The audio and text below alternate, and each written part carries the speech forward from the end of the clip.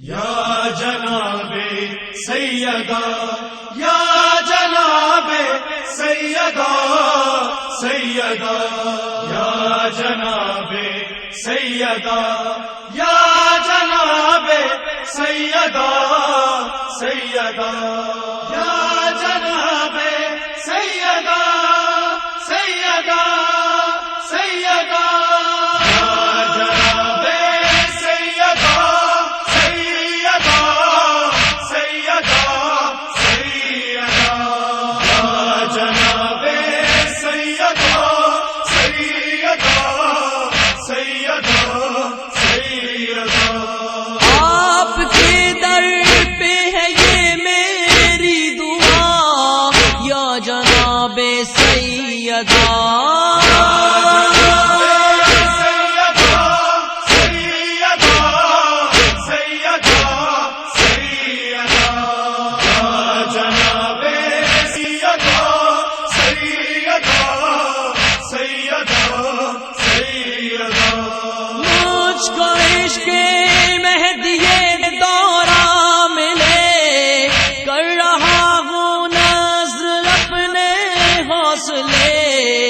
آپ کی تائید مجھ کو چاہیے. اعوذ باللہ من الشیطان الرجیم. بسم اللہ الرحمن الرحیم. الحمد للہ رب العالمین والصلاة والسلام علی سید الانبیاء والمرسلین حبیب الہ العالمین بالقاسم محمد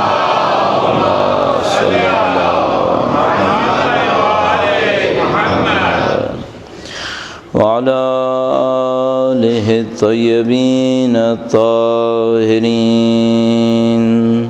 سیما بقیۃ اللہ فی الارضین.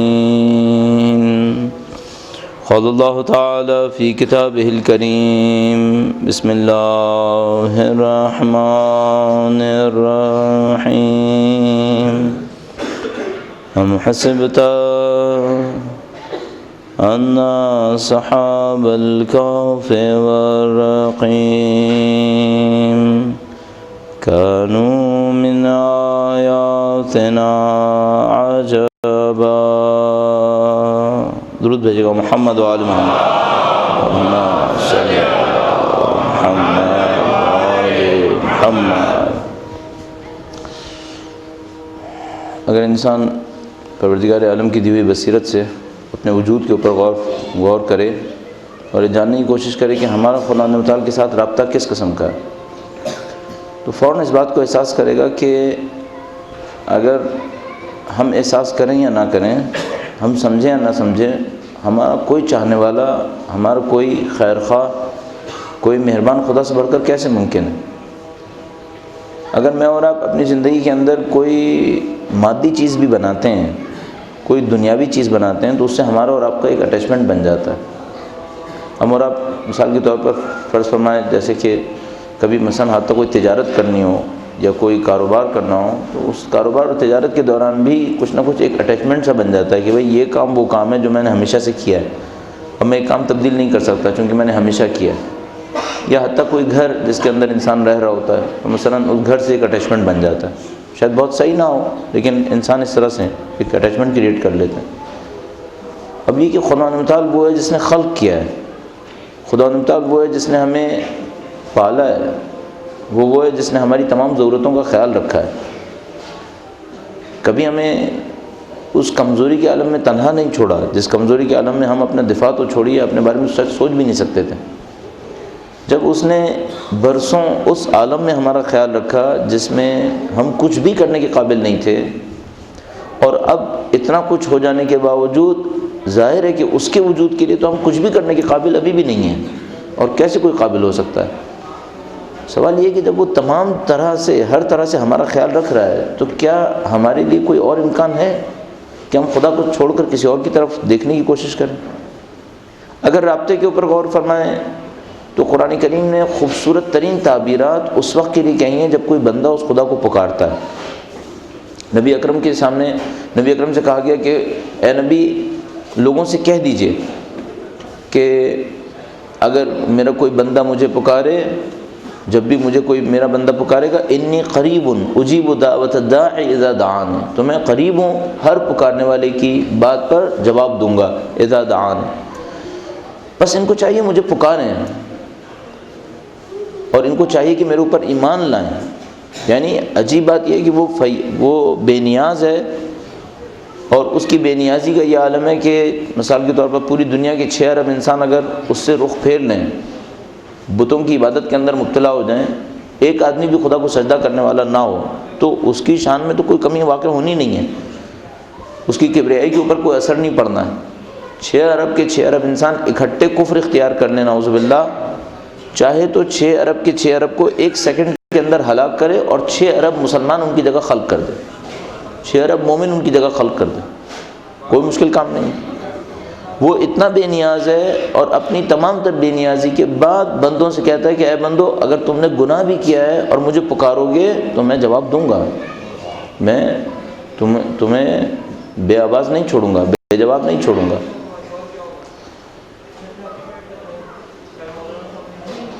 مسلسل یہاں کوئی ایک ہے جو بولے چلے جا رہا ہے، کوئی جا کے دیکھنا تھا کون ہے۔ درود بھیجے گا محمد و آل محمد، صلی علی محمد آل محمد۔ برائے خوشنودے امام زمانہ بلند تر سلوات، اللہم صلی علی محمد و آل محمد۔ بس اگر انسان غور کرے تو فوراً سمجھ جائے گا کہ اس کے سامنے ایک ہی راستہ ہے کہ وہ خدا متعال کی طرف رجوع کرے۔ لہذا اہل بیت اطہار علیہ السلام نے انسانوں کی اس فطری ضرورت کو دعاؤں کے ذریعے سے پورا کیا ہے۔ دعاؤں کے اندر تعلیم کیا ہے، تمہارا طریقہ کار کیا ہونا چاہیے، خدا متعال کو پکارو تو پکارنا تمہیں کس انداز میں۔ کل اس بات کا تذکرہ ہوا کہ مولا نے دعائے عرفہ کے اندر مناجات کی ہیں، خاموشی سے اگر کوئی سرگوشی کرے، کسی کو آہستہ آہستہ آواز میں پکارے، اس کو ہم مناجات کہتے ہیں، جب خدا متعال کے ساتھ و خاص کر، تو یہ مناجات ہیں۔ اچھا یہ مناجات ہم لوگ کیوں نہیں کر پاتے؟ بہت سارے لوگ کرتے ہیں مناجات۔ مناجات کے لیے کیا ماحول چاہیے، کیا کس ماحول میں مناجات ہونا چاہیے؟ مناجات کے لیے، سرگوشی کرنے کے لیے خدا سے چند چیزیں درکار ہیں۔ پہلی چیز جو درکار ہے وہ یہ کہ خدا کے علاوہ باقی سب سے ذہن کو فارغ ہونا چاہیے، تھوڑا اپنے ذہن کو غیر خدا سے فارغ کر لے، خدا متعال کے علاوہ دوسری چیزوں کے اوپر توجہ نہ دے۔ ایک دفعہ درود بھیجے گا محمد و آل محمد۔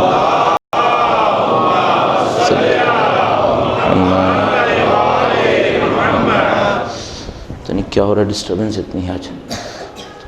ہر طرح سے اپنے آپ کو غیر خدا سے فارغ کرے، پہلے دنیا سے اپنے آپ کو کاٹے، پھر اپنے پورے وجود کے ساتھ خدا متعال کی طرف توجہ کرے۔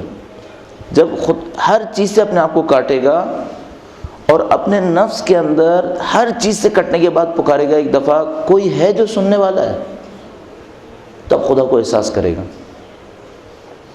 یہ تجربہ کر کے دیکھیں، تنہائی میں بیٹھیں، اپنے سے کہتے ہیں ویژن کو محدود کرنے، جہاں آپ کی بہت ساری چیزیں نظر نہ آئیں، آپ کو ایک جگہ کے اوپر نظر گاڑ لیں، سوچیں کچھ نہیں ہے دنیا کے اندر، حتیٰ میں بھی نہیں ہوں۔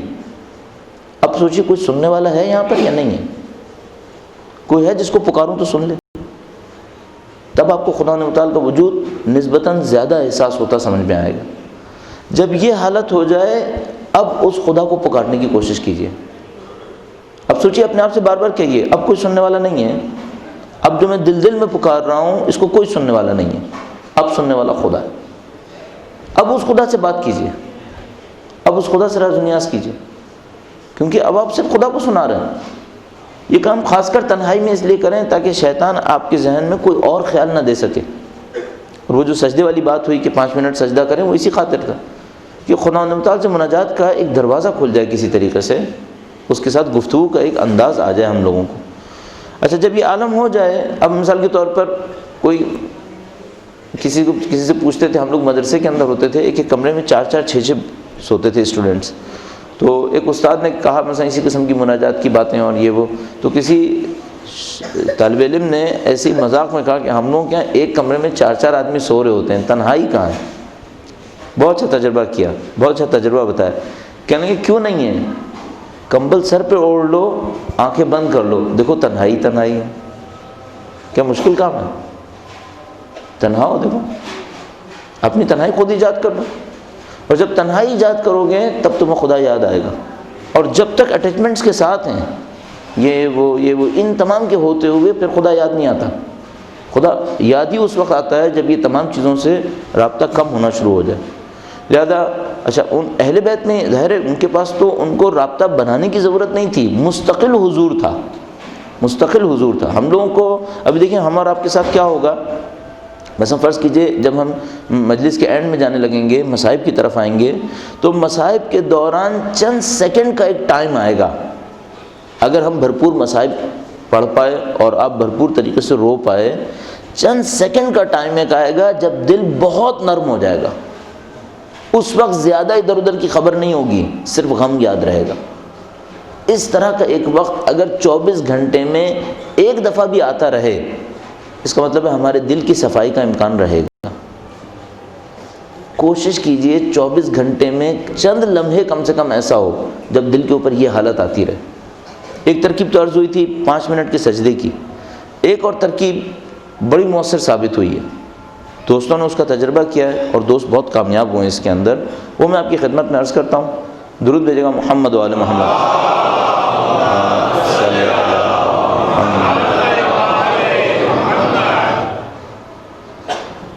اگر کسی کے دل پر وہ چند سیکنڈ کا تجربہ کبھی نہیں گزرا ہے، یوں سمجھ لیجئے اس آدمی کے جسم میں کئی عضو ناقص ہیں. سمجھ لیں لنگڑا ہے، ہاتھ نہیں ہے، نہیں معلوم کیا نہیں ہے اس آدمی کے اندر. اگر کسی کے اوپر وہ چند سیکنڈ کا تجربہ بھی نہیں گزر رہا، اس کا مطلب بہت ناقص ہے. اس میں محنت کرنی پڑے گی کہ یہ تجربہ گزرے. ایک ترکیب تھی وہ 5 منٹ سجدے والی. آپ کا ویژن ختم ہو جائے گا سجدے کے اندر جائیے، صرف خدا سے رابطہ کیجیے، اس وقت خدا متعال کو پکاریے اور اس سے گفتگو کرنے کی کوشش کیجیے. 5 منٹ یہ کام کر لیں. دوسرا تجربہ کیا ہے؟ بہت سادہ تجربہ ہے، تھوڑی سی ڈیٹیلز دیکھ لیتے ہیں اس کے ساتھ. ہمارا جو دل دھڑک رہا ہوتا ہے تو اس دل کے دھڑکنے کے نتیجے میں اس سے خون پمپ ہو رہا ہوتا ہے، اور وہ خون جسم کے ایک ایک حصے میں جا رہا ہوتا ہے. جسم کے ایک ایک حصے کا مطلب کیا ہے؟ مثلا یہ جو انگلی کا ایک ذرہ، اس پہ اگر کوئی سوئی لگ جائے تو اس میں سے بھی خون نکلے گا. اس کا مطلب ہے خون یہاں تک بھی آیا. صحیح؟ یہ چپ کیوں نہیں ہو رہے؟ پتہ نہیں کیا مشکل کیا ہو گئی. ان کو بولو بھائی ہم مجلس کے لیے میں کنسنٹریشن چاہیے. کیا ہو گیا؟ درود بھیجے گا محمد و آل محمد.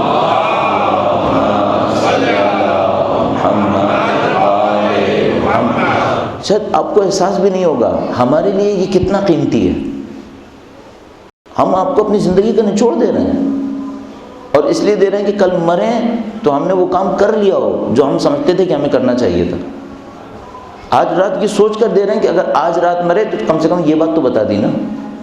اگر ہم اتنا امپورٹنٹ سمجھ رہے ہیں اور ممکن ہے کوئی اور اتنا امپورٹنٹ نہ سمجھ رہا ہو تو پھر تکلیف ہونے لگتی ہے. اگرچہ تکلیف نہیں ہونی چاہیے، ہمیں کام خدا کے لیے کرنا چاہیے کہ ٹھیک ہے نہیں کوئی اہمیت دیتا، لیکن دماغ چونکہ بٹنے لگتا ہے اس سے پھر وہ کنسنٹریشن نہیں رہتی جس کے ساتھ یہ بات ہونی چاہیے. عرض کیا ہوا، جب ہمارا دل دھڑکتا ہے تو اس میں سے خون پمپ ہوتا ہے. خون پمپ ہوتا ہے تو جسم کے ذرے ذرے میں جا رہا ہوتا ہے. آپ کہیں پہ بھی سوئی کی نوک بھی لگائیں گے نا، یہاں سے خون نکلے گا. اب کرنے کا کام یہ ہے، ہم اور آپ کے پاس ایک ذکر ہے جس کی فضیلت 1000 رکعت نماز سے زیادہ ہے. ہمارے اور آپ کے پاس ایک ذکر ہے 1000 رکعت نماز سے فضیلت زیادہ. اور جب وہ ذکر ہمارے پاس گویا مفت میں ہے، ہم لوگوں کو احساس بھی نہیں ہے کتنا قیمتی ذکر ہے ہمارے پاس، مفت میں، پتہ بھی نہیں ہے. وہ ذکر کیا ہے؟ بیوی کی تسبیح جو نماز کے بعد مستحب ہے. شہید اول شہید ثانی کتاب لوما اس کے اندر تحریر کرتے ہیں، کہتے ہیں صحیح روایت کے مطابق 1000 رکعت سے زیادہ کا ثواب اس ایک تسبیح کے اندر ہے. 34 دفعہ اللہ اکبر، 33 دفعہ الحمدللہ، 33 دفعہ سبحان اللہ. اب اس تسبیح کو اس طریقے سے پڑھنے کی کوشش کیجیے. اچھا ممکن ہے یہ ٹرک پتہ نہیں کیسے دماغ میں آ گئی ہے، لیکن لگتا ہے مفید ہے. کیا ابھی بات ہوئی کہ دل سے خون نکلتا ہے جو جسم کے ذرے ذرے میں جا رہا ہوتا ہے. آپ تسبیح پڑھتے وقت یوں سوچیں کہ یہ جو ایک ایک لفظ کا مفہوم ہے، اللہ اکبر یعنی اللہ کی بڑائی، اللہ کی کبریائی، اللہ کی عظمت. یوں سوچیں جیسے آپ کا دل اللہ اکبر کہہ رہا ہے. بالکل ایسے سوچیں جیسے یہ جو فزیکل ہارٹ ہے جو پمپ کر رہا ہے بلڈ کو، یہ کہہ رہا ہے اللہ اکبر اللہ اکبر اللہ اکبر.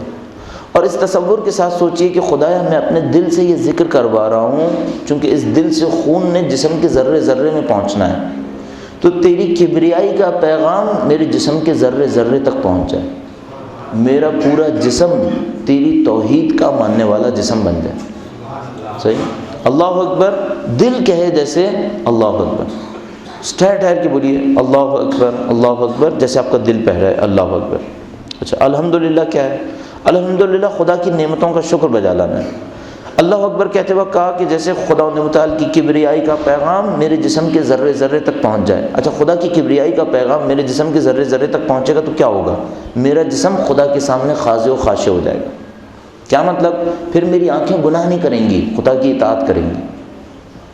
پھر میرے کان خدا متعال کی اطاعت کریں گے، پھر میری زبان خدا کی اطاعت کرے گی. اس کا مطلب کیا ہے؟ یہ جو میری عادت پڑ گئی ہے کہ میرے اعضاء گناہ میں استعمال ہوتے ہیں، یہ رک جائیں گے، ان کو تھوڑا سا وقفہ ملے گا، پھر یہ خدا کی اطاعت کی سمت بڑھنا شروع ہو جائیں گے. الحمدللہ کہوں شکر خدا. شکر خدا کا مطلب کیا ہے؟ پھر وہی کہوں جیسے دل کہہ رہا ہے الحمدللہ الحمدللہ. فائدہ کیا ہوگا؟ یوں سوچیں گے جیسے پورے جسم کے ساتھ خدا متعال کا شکر بجا لا رہا ہے. میرا ہاتھ بھی خدا کا شکر بجا لا رہا ہے، میرا ذہن خدا متعال کا شکر بجا لا رہا ہے، تمام اعضاء خدا کا شکر بجا. جیسے دعا عرفہ میں آیا، میں نے عرض کیا دعا عرفہ میں ایک موقع پہ سید الشہداء نے فرمایا خدا میری بھویں تیرا شکر بجا لاتی ہیں، میں اپنی آنکھوں کے ساتھ تیرا شکر بجا لاتا ہوں. اس الحمدللہ کے ذریعے شکر کا پیغام بھجوا دیا. سبحان اللہ کا مطلب کیا ہے؟ سبحان اللہ کا مطلب یہ ہے خدایا گناہ میرے ہیں، تو نے مجھے پاکیزہ خلق کیا تھا، گناہ میں نے کیے. یہ سبحان اللہ گویا خلاصہ ہے اس ذکر کا جس کو کہتے ہیں یا لا الہ الا انت سبحانک انی کنت من الظالمین. گویا اس کا ترجمہ ہے، اس کا خلاصہ ہے کہ اے جو معبود نہیں ہے تیرے سوا، الا انت تیرے سوا کوئی معبود نہیں ہے، سبحانک تو بہت بلند مرتبہ ہے، انی کنت من الظالمین میں اپنے نفس پہ ظلم کرنے والوں میں سے. تو نے کوئی غلطی نہیں کی، خطا تیری نہیں ہے، تو نے تو مجھے احسن الخالقین کے ساتھ لقب کے ساتھ خلق کر دیا تھا. تو نے مجھے خلق کر کے کہا تھا احسن الخالقین، اعلیٰ علیین میں خلق کیا تھا. انی کنت من الظالمین، ظلم سارے میں نے کیے، گناہ سارے میں نے کیے. اچھا آپ یہ پیغام اپنے تسبیح کے ذریعے سے اپنے دل سے کہلوائیے. اچھا یہ مجھے نہیں معلوم کہ اس دل کا اس قلب سے جو برزخی قلب ہے کیا رابطہ ہے، یہ نہیں معلوم، لیکن یہ سمجھ میں آتا ہے کہ جیسے یہ جو فزیکل ہارٹ ہے اس کا اس برزخی روح سے کوئی رابطہ جڑا ہوا ہے کہ اگر کوئی کام اس کی نیت سے کیا جاتا ہے تو خود بخود اس روح کے اوپر اس کا اثر ہونا شروع ہو جاتا ہے. ٹھیک ہے؟ اب یہ کوئی ایکسپرٹ ہوتا تو اس کو پتہ ہوتا کہ یہ ہوتا کیوں ہے، لیکن اتنا سمجھ میں آتا ہے کہ اگر کوئی اس کام کو کرے تو اس کا نتیجہ بہت اچھا ہے. اب میں آپ سے اچھا اب ہوگا یہ کہ جیسے فرض کریں یہاں 100 آدمی بیٹھے ہیں، ان میں سے 40-50 تو باہر نکلنے سے پہلے بھی بھول چکے ہوں گے کہ ہم نے کیا کہا تھا. ٹھیک ہے؟ لیکن ہر محفل میں ہر مجلس میں 5-10% لوگ ایسے ہوتے ہیں جو واقعاً پریکٹس کر رہے ہوتے ہیں، واقعاً کام کر رہے ہوتے ہیں. تو کیا ہے کہ وہ 5-10% لوگ اس کے اوپر عمل کریں گے. جب وہ عمل کریں غور سے کریں، احتیاط سے کریں، سکون سے، کوئی جلدی نہ کریں. آپ جلدی کے ساتھ کریں گے یہ کام نہیں ہو پائے گا. سکون سے کریں. مثلا پہلے آپ 1 منٹ میں تسبیح پڑھتے تھے، پھر شاید 5 منٹ میں پڑھیں گے، 5 منٹ میں پڑھ لیں. 4 منٹ اور پتہ نہیں کہاں ضائع کرتے، خود ذکر خدا میں لگ جائے. سکون سے پڑھیں، پھر دیکھیے اثر ہے یا نہیں ہے. اور جو میں نے آپ کی خدمت میں عرض کیا اس مقدمے کو ذہن میں بنا لیجیے گا کہ میں دل سے پڑھ رہا ہوں، دل سے خون نکلے گا، جسم کے ایک ایک حصے تک پہنچے گا، میں خدا کی کبریائی کا پیغام اپنے وجود کے ذرے ذرے تک پہنچاؤں گا. کل انشاءاللہ آپ میں سے جو لوگ اگلی صبح سے شروع کریں گے، اچھا رات کو سونے سے پہلے تسبیح پڑھنا مستحب ہے، رات کو سونے سے پہلے تسبیح پڑھنا مستحب ہے. آپ چاہیں تو اس وقت شروع کر سکتے ہیں آج رات کو، ورنہ کل فجر کے بعد تو کر ہی سکتے ہیں. اس کو کر کے دیکھیے گا انشاءاللہ خدا ہمیں اور آپ کو کامیابی نصیب کرے. درود بھیجے گا محمد و آل محمد۔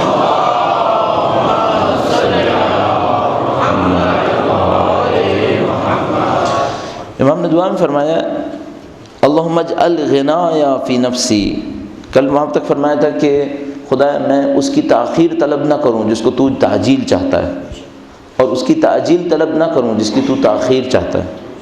اللہم اجعل غنایا فی نفسی، غنی ہونا دو طرح سے ہے۔ ایک دفعہ غنی ہونا یہ ہے کہ میرے پاس اتنی دولت ہے کہ میں دنیا سے غنی ہوں، کیوں؟ دوسرا مجھے کیا دولت دیں گے، میرے پاس اتنی دولت ہے۔ یہ غنا نہیں ہے، یہ فقر ہے، یہ ابھی بھی فقیر ہے۔ کس کا فقیر ہے؟ پہلے چیزوں کا فقیر تھا، اب دولت کا فقیر ہے۔ پہلے چیزوں کا فقیر تھا، اب اس دولت کا فقیر ہے۔ یعنی اگر اس کے پاس دولت نہ ہوتی تو فقر کا احساس کرتا، فقیر ہونے کا احساس کرتا، کس کے مقابلے میں؟ ان چیزوں کے مقابلے میں جس کو اس نے دولت سے خریدنا تھا۔ کہتا میرے پاس یہ نہیں ہے، میرے پاس وہ نہیں ہے۔ اب جب کہ دولت آ گئی، اب کس چیز کا فقیر بن گیا ہے؟ اب اس دولت کا فقیر بن گیا کہ اگر یہ اس کے ہاتھ سے نکل جائے تو سمجھ لیجیے اس کا سارا وجود ختم ہو گیا۔ امام یہ غنا نہیں مانگ رہے ہیں۔ امام وہ جو ہم لوگ روایت میں دیکھتے ہیں خدا مجھے غنی کر دے، تو ہم لوگ فوراً کہتے ہیں اس کا مطلب امام کہہ رہے ہیں خدا مجھے بہت زیادہ دولت دے دے۔ امام دولت مانگیں گے خدا سے؟ چوتھے امام کا قول میں نے آپ کی خدمت میں شاید عرض کیا یا نہیں کیا، ابھی دوبارہ عرض کر دیتا ہوں۔ امام نے فرمایا خدایا دنیا اتنی پست ہے کہ میں تجھ سے نہیں مانگوں گا۔ چوتھے امام نے فرمایا خدایا دنیا اتنی پست ہے کہ میں تجھ سے دنیا نہیں مانگوں گا، چیر اسد کہ میں انسانوں سے مانگنا شروع کروں، ان سے تو کبھی بھی نہیں مانگوں گا، اتنی پست۔ اچھا اس دنیا کے اوپر ہمیں فخر ہے، اس دنیا پہ ہمارا سارا آنر ہے کہ یہ تعارف بھی کرواتے ہیں تو ایسے ہی کرواتے ہیں۔ میں بعض اوقات تعجب کرنے لگتا ہوں کہ بھئی کیا مصیبت ہے، یعنی بعض اوقات تعارف بھی کرواتے ہیں تو یہ کرواتے ہیں یہ مثلا فلاں فلاں دولت مند ہیں، وہ چیز جس کو امیر المومنین نے طلاق دی یہ اس سے شادی کر کے بیٹھا ہے اور فخر کر رہا ہے کہ میں نے امیر المومنین کی طلاق یافتہ سے شادی کی ہے۔ اس کے بعد اپنا انٹروڈکشن بھی اسی پہ کرواتا ہے کہ تمہیں یاد ہے مولا نے کسی کو طلاق دی تھی، میں نے اس سے شادی کی ہے، میں اس کا شوہر ہوں۔ یہ کامیابی ہے؟ اس میں کون سی کامیابی؟ خود کہتے ہیں امیر المومنین نے لکھا طلقتک ثلاث، میں نے تجھے 3 دفعہ طلاق دی، دنیا کے لیے کہا۔ پھر ایک آدمی دنیا پرستی دکھاتا ہے اور اس کے بعد دکھاتا ہے کہ اب یہ میرا فخر بھی ہے۔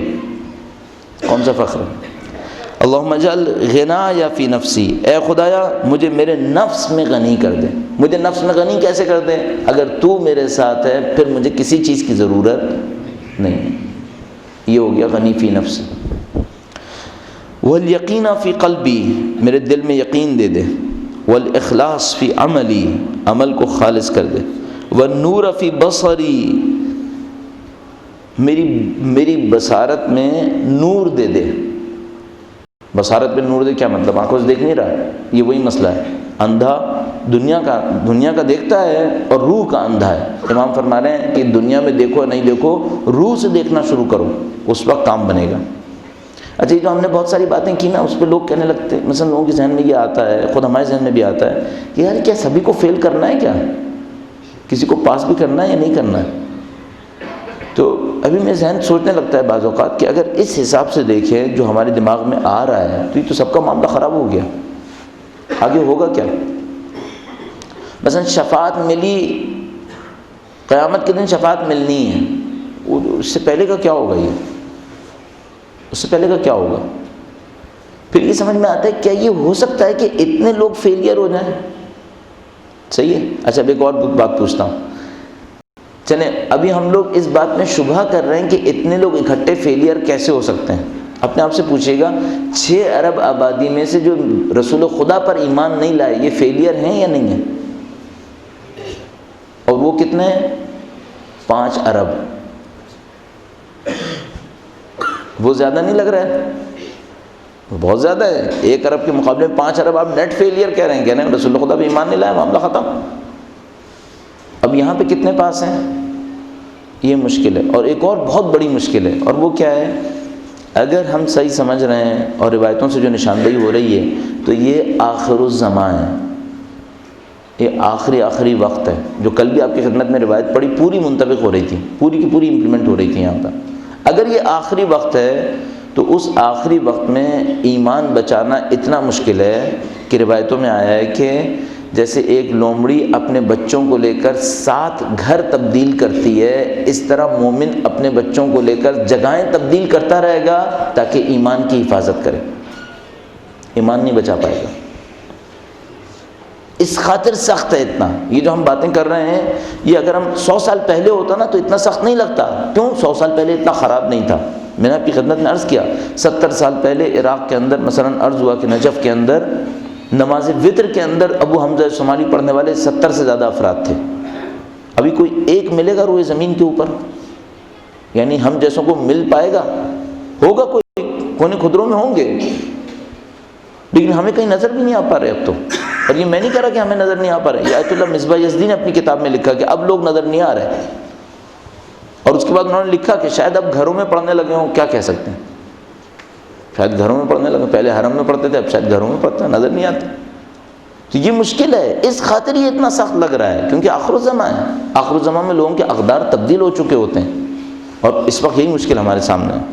بس بدلنا اس خاطر سخت ہے، پوری دنیا سے ٹکرانا پڑے گا، جیسے کل بات ہوئی، پوری دنیا کے مقابلے میں آنا پڑے گا پھر۔ اللہم والنور فی بصری، خدا بصارت دے دے، میرے نور دے دے میری بصارت نے، والبصیرت فی دینی، دین میں بصیرت دے دے۔ دین میں بصیرت کیا ہے؟ دین میں بصیرت یہ ہر چیز کے اوپر اپنے دین کو ڈھونڈوں، ہر کام میں اپنے دین کو ڈھونڈوں۔ وَمَتِّعْنِي بِجَوَارِحِي، اور مجھے اپنے اعضاء و جوارح سے صحیح استفادے کی توفیق دے۔ وَاجْعَلْ سَمْعِي وَبَصَرِي الْوَارِثَيْنِ مِنِّي۔ اچھا، یہ باقی جو جملات آ رہے ہیں امام کے، یہ شبیہ ہیں ایک اور دعا کے، انتہائی نفیس دعا ہے۔ جو لوگ دعائیں قنوت کے اندر سلیکٹڈ دعائیں پڑھنا چاہتے ہیں، جو دعائیں قنوت کے اندر چاہتے ہیں خوبصورت سی دعائیں پڑھیں، ان میں سے ان کے لیے عرض کر رہا ہوں، ایک بہت اچھی دعا ہے 15 شعبان کی رات میں۔ 15 شعبان کی رات میں ایک دعا ہے، اور اس دعا کے لیے لکھا ہے کہ نبی اس دعا کو رات میں پڑھتے تھے، اور اس کے بعد ایک اور کتاب کے حوالے سے لکھا ہے کہ نبی زیادہ تر اوقات یہی دعا پڑھتے تھے، یعنی نہ صرف 15 شعبان کی رات پڑھتے تھے بلکہ معمولاً یہ دعا پڑھتے تھے۔ اور اس دعا کے لیے لکھا ہے کہ یہ دعا جامع اور کامل دعاؤں میں سے ایک دعا ہے۔ صحیح؟ اللہم اقسم لنا من خشیتک ما یحول بیننا وبین معصیتک ومن طاعتک ما تبلغنا بہ رضوانک۔ اب اگر میں اس کی تشریح کروں گا تو باقی جو 10 منٹ رہ گئے ہیں وہ بھی چلے جائیں گے، تو آپ اس میں جا کر خود مطالعہ فرما لیجیے گا۔ شب 15 شعبان کی دعاؤں میں یہ دعا موجود ہے۔ درود بھیجے گا محمد و آل محمد۔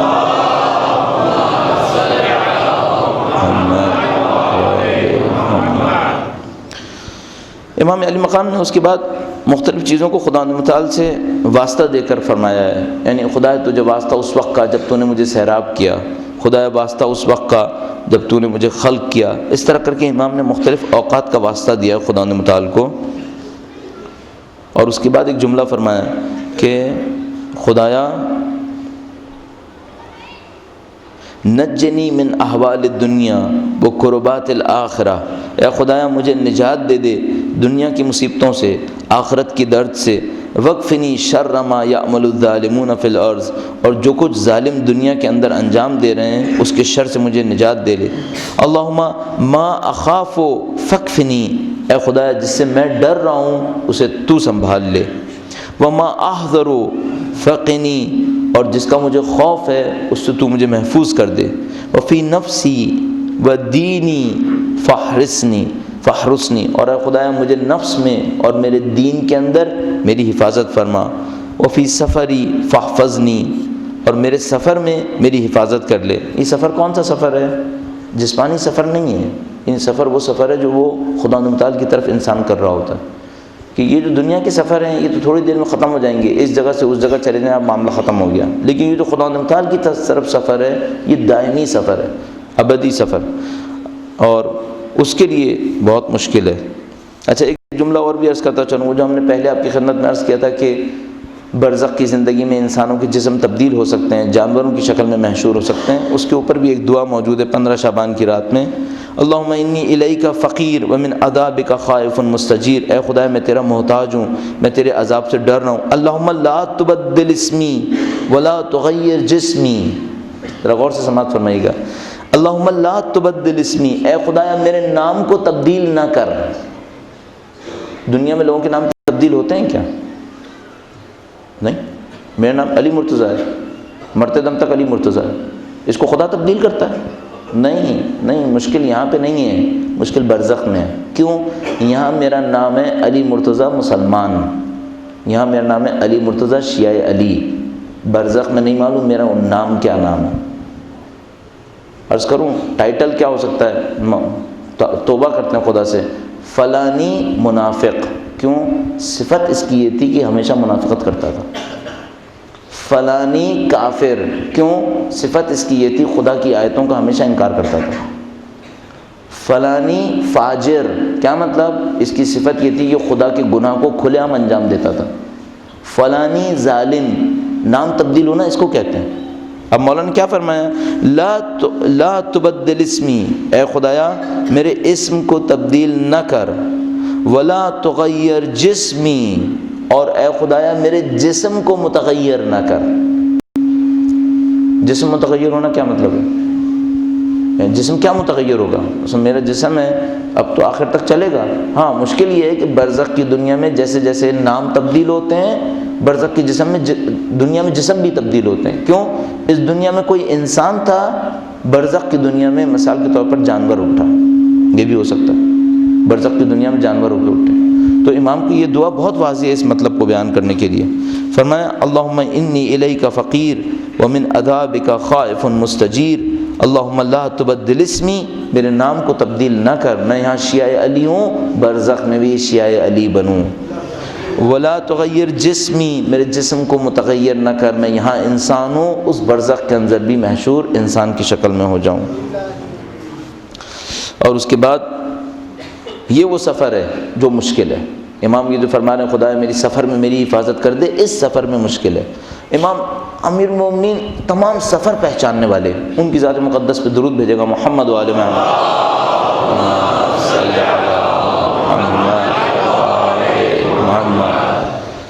یہ جو مولانا نے ایک جملہ فرمایا تھا کہ میں زمین کے راستوں سے زیادہ آسمان کے راستوں کو جانتا ہوں، اس جملے کا مطلب کیا ہے؟ آسمان کے راستے کون سے ہیں؟ مثلا کیا ایسا ہے کہ فرشتے کسی خاص روٹ کے اوپر ٹریولنگ کر رہے ہوتے ہیں؟ وہ آسمان کے راستے ہیں۔ جیسے جہاز ایک جگہ سے دوسری جگہ جاتا ہے، خاص روٹ کے اوپر ٹریول کرتا ہے، تو فرشتے تو جسم نہیں ہیں جو ایک خاص روٹ کے اوپر ٹریول کریں گے، فرشتے تو نور ہیں۔ پھر آسمان کے راستے کون سے ہیں؟ آسمان کے راستے یہ ہیں کہ جب ایک انسان مر جاتا ہے، برزخ کی زندگی ایک سفر ہے، جس طرح یہ دنیا ایک سفر ہے، یہ سفر کی ایک منزل ہے، ایک راستے کا ایک رکاؤ ہے، ایک دوسرا ٹھہراؤ ہے، اس ٹھہراؤ کا نام برزخ ہے۔ پھر اس کے بعد ایک اور ٹھہراؤ ہے، شاید اس کا نام محشر ہے۔ اس کے بعد ایک اور، اب یہاں ہم مشکوک ہیں کہ ٹھہراؤ ہے یا منزل ہے، شاید جنت اور جہنم بھی منزل نہیں ہے، گزشتہ تمام سفر کے مقابلے میں منزل لگتی ہے، ورنہ شاید وہ بھی منزل نہیں ہے، وہ بھی ٹھہراؤ ہے، اور وہ کہیں اور کے لیے منزل ہے۔ اور وہ جو منزل ہے وہ چونکہ ناقابل تصور تھی انسانوں کے لیے، تو خدا نے فرما دیا خالدین فیہا، ختم، ادھر ہی رہیں گے ہمیشہ۔ ورنہ لگتا نہیں کہ وہ بھی ٹھہراؤ ہے، جس طرح سے یہ لوگ بیان کرتے ہیں اس میں ٹھہراؤ نہیں لگ رہا وہ بھی۔ اس کے بعد فرمایا فخلف، فرمایا آگے چل کے فرمایا فاحفظنی وفی اہلی و مالی فخلفنی، ہاں خدا میرے اہل اور مال میں میرے لیے جانشین بنا دے۔ کیا مطلب؟ میرے گھر والوں میں، خاندان میں اور میرے مال میں جانشین بنا دے۔ کیا جانشین بنایا خدا؟ ویسے ممکن ہے کوئی یہ سوچے خدا سے یہ امام دعا کر رہے ہیں، کتنی احمقانہ لگے گی دیکھیے ابھی، کہ خدا ہے میرے پاس ایک زمین ہے، میں مر جاؤں تو ایسا نہ ہو کوئی وارث نہ ہو اس کا، تو جانشین بنا دے۔ نہیں، اس لیے نہیں کہہ رہے، فرما رہے خدایا میں دنیا سے رخصت ہونے والا ہوں، میرے مال اور میرے اہل میں اتنی طاقت ہو میرے مرنے کے بعد بھی میرے جانشینی میں عمل انجام دیتا رہے، عمل صالح بنتا چلا جائے، میرا جانشین یہاں پر رہے۔ مر جاؤں گا میں تو 50-60 سال کی عمر پہ مرنا ہی ہے، میرے مال اور میری اولاد میں سے کچھ ایسا ہو جس کے ذریعے سے میرے اعمال کا سلسلہ جاری رہے، وہ میرا جانشین بن جائے۔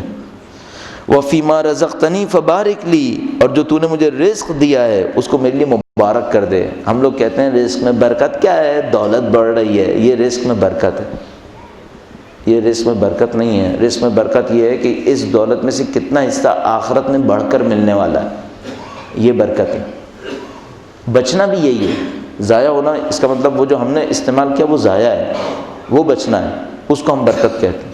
اس کے بعد آخر میں ایک جملہ ارشاد فرمایا اس حصے کے آخر میں، فرمایا خدایا وفی نفسی فذللنی وفی اعین الناس فعظمنی، اے خدایا میرے نفس کے اندر مجھے ذلیل کر دے اور لوگوں کے درمیان میرا احترام بڑھا دے۔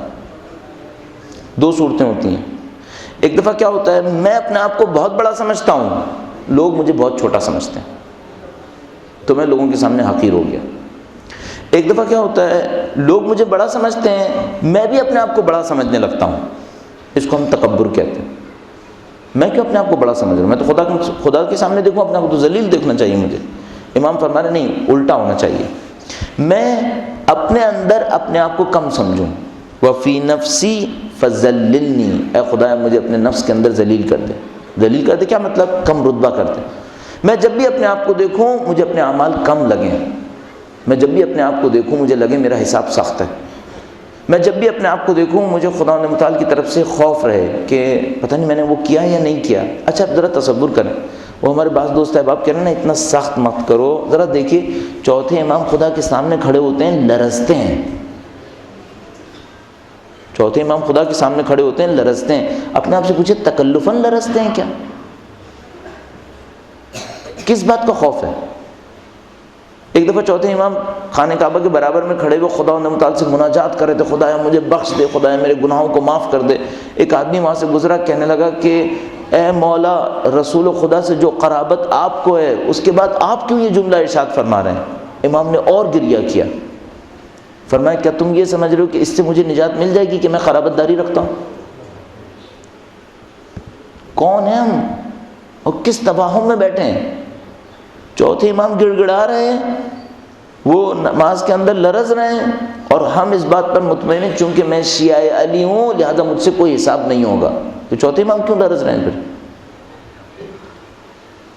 وہ کیوں خوف خدا سے گریہ کر رہے ہیں؟ اور کم گریہ نہیں، اتنا گریہ کر رہے ہیں کہ کائنات ان کو کہتی ہے بکا ہے، گریہ کرنے والے ہیں یہ، وہ کیوں گریہ کرتے ہیں؟ امیر المومنین کیوں تڑپ رہے ہیں پھر؟ آیا ہم لوگ یہ سمجھ رہے ہیں کہ اہل بیت جب یہ جملے فرماتے تھے تو تکلفاً فرماتے تھے؟ حقیقت نہیں تھی یہ جملات کے اندر، اصالتاً فرما رہے ہیں، خوف ہے خدا کا۔ وفی اعین الناس فعظمنی ومن شر الجن والانس فسلمنی، اے خدا شر جن و انس سے میری حفاظت فرما۔ بس یہ تمام، اور اس کے بعد مسلسل مولا نے آگے اس کو ارشاد فرمایا کہ کس طریقے سے فرمایا۔ ایک جملہ بہت خوبصورت دیکھیے، ایک اور جملہ، الہی الہی الی من تکلنی الی قریب فیقطعنی ام الی بعید فیتجہمنی، اے خدایا اگر تو مجھے پناہ نہ دے تو مجھے کس کے آسرے پر چھوڑ دے گا؟ آیا میرے رشتہ داروں کے آسرے پر چھوڑ دے گا کہ جو مجھ سے قطع رحم کر دیں گے جب مجھے محتاج پائیں گے؟ اگر مجھے رشتہ داروں کے آسرے پر چھوڑ دے، جس دن مجھے محتاج پائیں گے مجھ سے قطع رحم کر دیں گے، پھر کوئی رابطہ نہیں چھوڑیں گے۔ وہ ام الی بعید فیتجہمنی، یا مجھے ان لوگوں پر چھوڑ رہا ہے جو غیر ہیں، وہ تو میرے اوپر حملہ کر دیں گے الٹا، جیسے ہی مجھے کمزور پائیں گے میرے اوپر حملہ کر دیں گے۔ ام الی المستضعفین لی، یا ان لوگوں پر چھوڑ رہا ہے جو خود تیرے سامنے کمزور ہیں، جن کا خود کوئی مقام نہیں ہے، ان کے اوپر چھوڑ رہا ہے۔ وَأَنْتَ رَبِّي، اور اے خدا تو میرا رب ہے، وَمَلِيكُ أَمْرِي، تو میرے کام کا مالک ہے، أَشْكُو إِلَيْكَ غُرْبَتِي، ذرا ان جملوں پہ سماعت فرمائیے گا، أَشْكُو إِلَيْكَ غُرْبَتِي، اے خدایا میں تیرے حضور شکوہ کرتا ہوں اپنی غربت کا۔ غربت کون سی غربت ہے یہ؟ سید الشہداء نے ابھی کربلا کا سفر شروع نہیں کیا ہے، میدان عرفہ میں کھڑے ہیں، غربت ارشاد فرمانے، کون سی غربت ہے یہ دنیا خود غربت ہے، یہ دنیا خود ایک غربت ہے کہ خدا تعالیٰ سے دوری ہے۔ اشکو الیک غربتی وبعد داری، کہ میرا گھر دور ہے، وہوائی علی من ملکتہ امری، الہی فلا تحلل علی غضبک، الہی اپنے غضب کو میرے اوپر جائز نہ فرما، فإن لم تکن غضبت علی، اور اگر تو میرے اوپر غضب نہ کرے، فلا ابالی سواک، تو مجھے تیرے سوا اور کسی کی کوئی پرواہ نہیں ہے۔ سبحانک، تیرے سوا، تیرے اندر سب خوبیاں تیرے اندر ہیں۔ بس مولا کے جملے کیا ہے؟ یہ مناجات ہے خدا متعال کے حضور کہ خدایا اگر تیرا ساتھ میرے ساتھ ہے بس مجھے پھر اور کسی کی پرواہ نہیں ہے۔ یہ سید الشہداء ہے۔ سید الشہداء میدان کربلا میں کیسے آئے؟ یعنی سید الشہداء نے جن مصیبتوں کو تحمل کرنے کا ارادہ کیا میدان کربلا کے اندر، کیا کسی انسان کی بس میں آتی ہے یہ بات؟ یعنی اگر واقعاً انسان غور کرے اور ان واقعات کو سوچتا چلا جائے جو کربلا کے اندر پیش آئے، تو سوچے کیا کوئی انسان تحمل کر سکتا تھا ان چیزوں کو؟ مثلاً کیا تحمل ہونا تھا؟ سید الشہداء نواسے رسول تھے۔ یعنی وہاں پر اس میدان کربلا کے اندر بہت سارے لوگ ایسے تھے جنہوں نے سید الشہداء کے بارے میں یا بہت اچھی طرح سنا تھا، اور کچھ لوگ ایسے تھے اس دنیا کے اندر موجود تھے جنہوں نے سید الشہداء کو رسول خدا کے کندھوں کے اوپر سوار ہوئے بھی دیکھا تھا۔ کچھ لوگ ایسے موجود تھے جنہوں نے سید الشہداء کو رسول خدا کے کندھوں پہ سوار ہوئے بھی دیکھا تھا۔ یعنی آپ کے ذہن میں ہے کہ ابن ارقم نے یزید کے دربار میں اس سے کہا کہ فلانی ان دانتوں پر سے چھڑی ہٹا لے، میں نے رسول خدا کو یہ ہونٹ بوسا کرتے دیکھے، ان پہ سے چھڑی ہٹا لے، میں نے دیکھا ہی۔ لوگ جانتے تھے کہ رسول اللہ کے نزدیک سید الشہداء کا مقام کیا تھا، کوئی ایسا نہیں تھا جو نہیں جانتا تھا۔ سید الشہداء میدان کربلا میں کھڑے ہوئے تو انہوں نے مختلف خطبے ارشاد فرمائے۔ ایک موقع پہ ارشاد فرمائے، اے لوگو، کیا میں نے تمہارا کوئی آدمی مارا ہے؟ کیا میں نے تمہارا کوئی مال غصب کیا ہے؟ کیا تم نہیں جانتے رسول خدا سے میری قرابت داری کیا ہے؟ اس کے بعد فرمایا، کیا رسول اللہ کا نواسا زمین کے اوپر میرے علاوہ کوئی اور ہے؟ کیوں میرے گھر کا محاصرہ کیا ہے؟ کیوں میرے بچوں کو پیاسا رکھا ہوا ہے؟ تمہارے پاس کیا جواب ہے اس کام کے لیے؟ سید الشہداء چاہتے تو یہ تمام وحشتیں ختم کر لیتے ہیں۔ سید الشہداء چاہتے تو دنیا میں احترام بہت تھا ان کا، لیکن سید الشہداء خدا کے نام پر سب کچھ لے کر میدان کربلا کے اندر آئے۔ جب وہ میدان کربلا کے اندر آئے، کربلا کی زمین کے اوپر پہنچے، تو کربلا کی زمین پر پہنچنے پر ان کو خطاب ملا غریب الوطن کا۔ یہ غریب الوطن ہے۔ غریب الوطن کسے کہتے ہیں؟ ہم لوگوں کو سوچنا پڑے گا، یہ عنوانات بہت عجیب عنوانات ہیں۔ غریب الوطن اسے کہتے ہیں کہ جو غریب، اہل بیت نے روایات میں بتایا، فرمایا غریب الوطن وہ ہے جس کا کوئی دوست نہیں ہے، جس کا کوئی مددگار نہیں ہے۔ سید الشہداء جب میدان کربلا میں پہنچے، ان کے ساتھ لوگ موجود تھے۔ اس وقت غریب الوطن نہیں تھے سید الشہداء، اس وقت دوست احباب موجود تھے۔ مولا ابو الفضل عباس موجود تھے، حضرت علی اکبر موجود تھے، حضرت قاسم موجود تھے۔ آواز دیتے تھے، لوگ بھاگے بھاگے آتے تھے۔ اس وقت غریب الوطن نہیں تھے۔ کربلا کا دن شروع ہوا تب بھی غریب الوطن نہیں تھے۔ غربت شروع ہوئی ہے اس وقت سے جب ایک ایک کر کے سب نے جانا شروع کر دیا۔ اب سید الشہداء کی غربت شروع ہوئی۔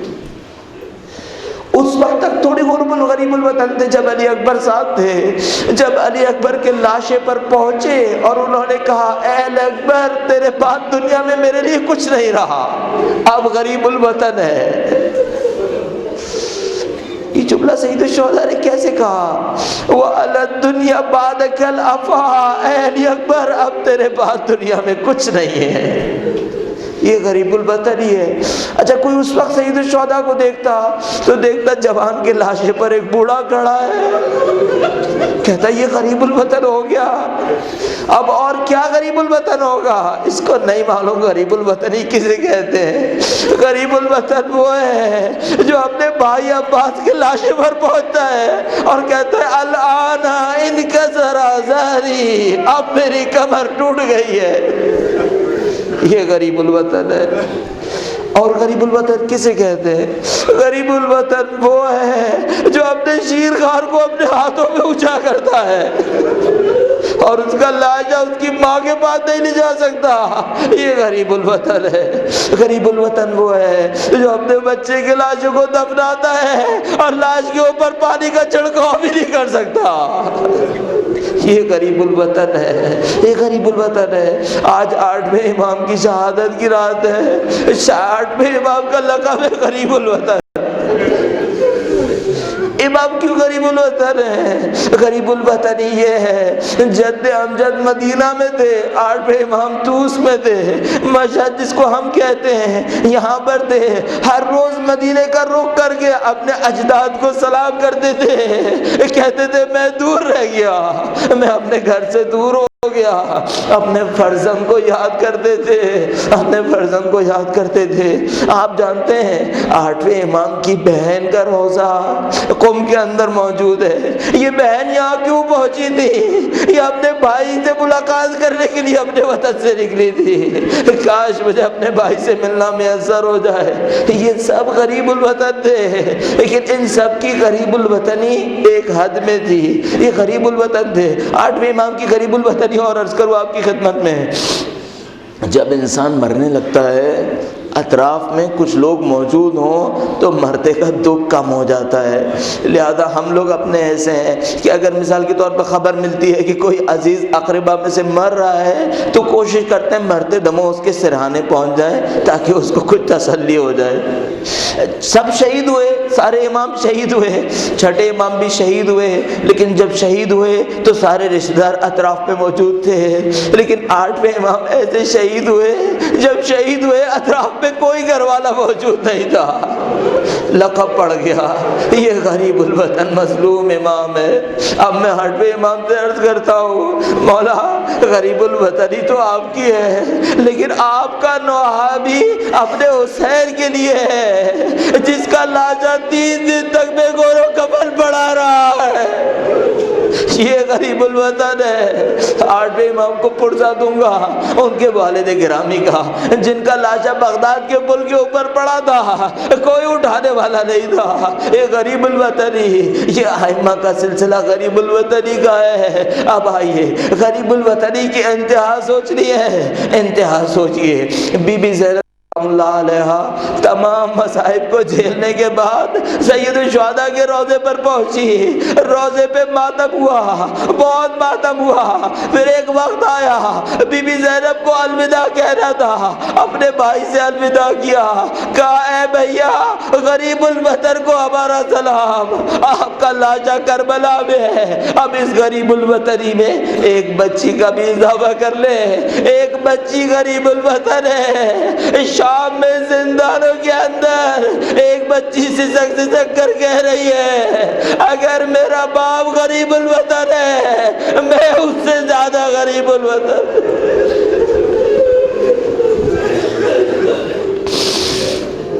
وَسَيَعْلَمُ الَّذِينَ ظَلَمُوا أَيَّ مُنْقَلَبٍ يَنْقَلِبُونَ۔ اے پاک پروردگار اس قلیل سی عبادت کو قبول فرما، امام کے ظہور میں تعجیل فرما۔ اے پاک پروردگار ہمیں اور ہماری اولاد کو ان کے بہترین آبان و انصار میں قرار فرما۔ ماتم حسین۔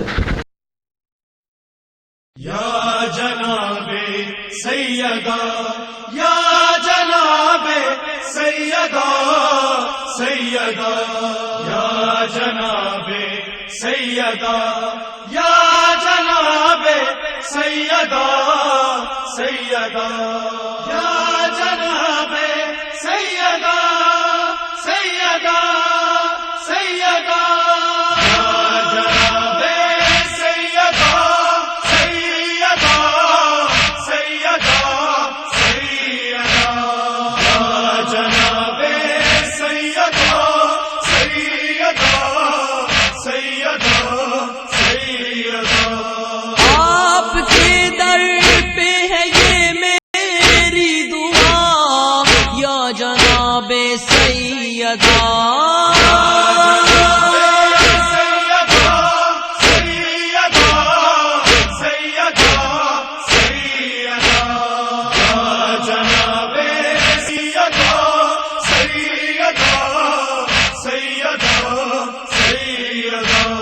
مجھ کو عشق مہدی دورہ ملے، کر رہا ہوں نظر اپنے حوصلے، آپ کی تائید مجھ کو چاہیے۔ بن جاؤ کیا میرے آقا، آخری 2 بند چلایا کانپ کر یہ سرے سر ورزم پیاسا میرا خطاب مقتل میرا وطن نانا میرا ہے بابا ابو الحسن مسموم میرا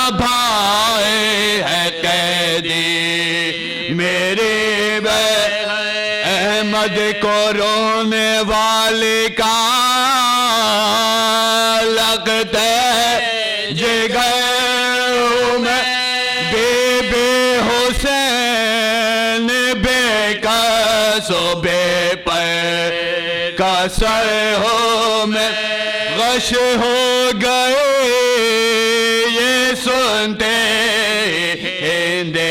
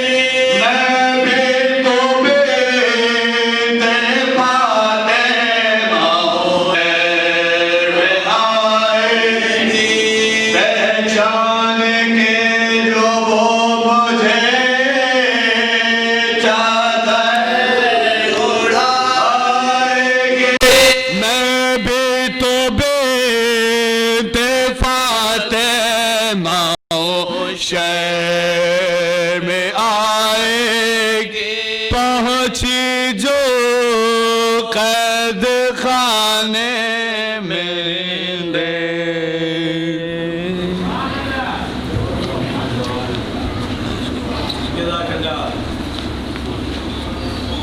محمد وعلي محمد صلوات اللهم صل على محمد وعلي محمد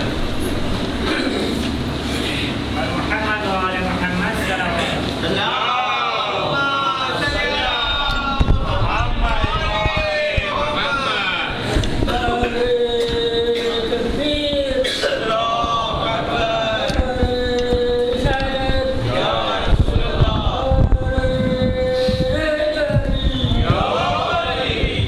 وعلي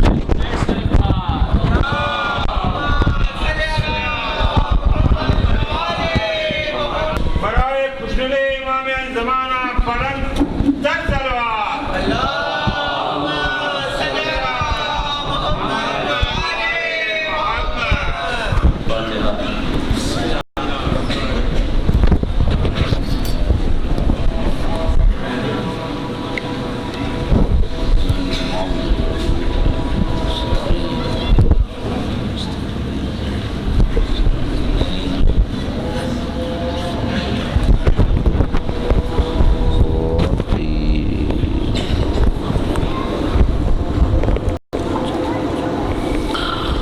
درود بھیجے گا محمد و آل محمد.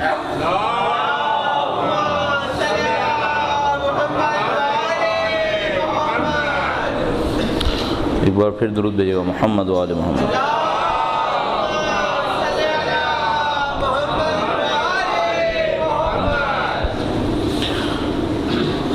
اعوذ باللہ من الشیطان الرجیم.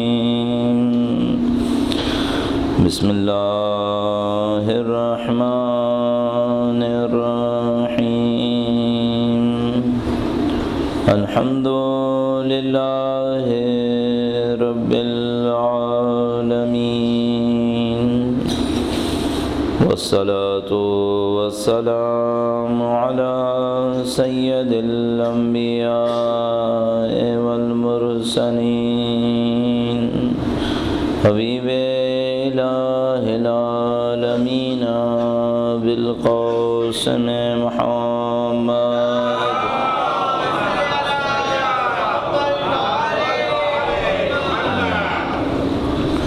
وعلى آلہ الطیبین الطاہرین سیما بقیت اللہ فی الارضین قال اللہ تعالی فی کتابہ الکریم بسم اللہ الرحمن الرحیم ام حسبت ان اصحاب الکہف والرقیم كانوا من آیاتنا عجبا. درود بھیجیں محمد و آل محمد.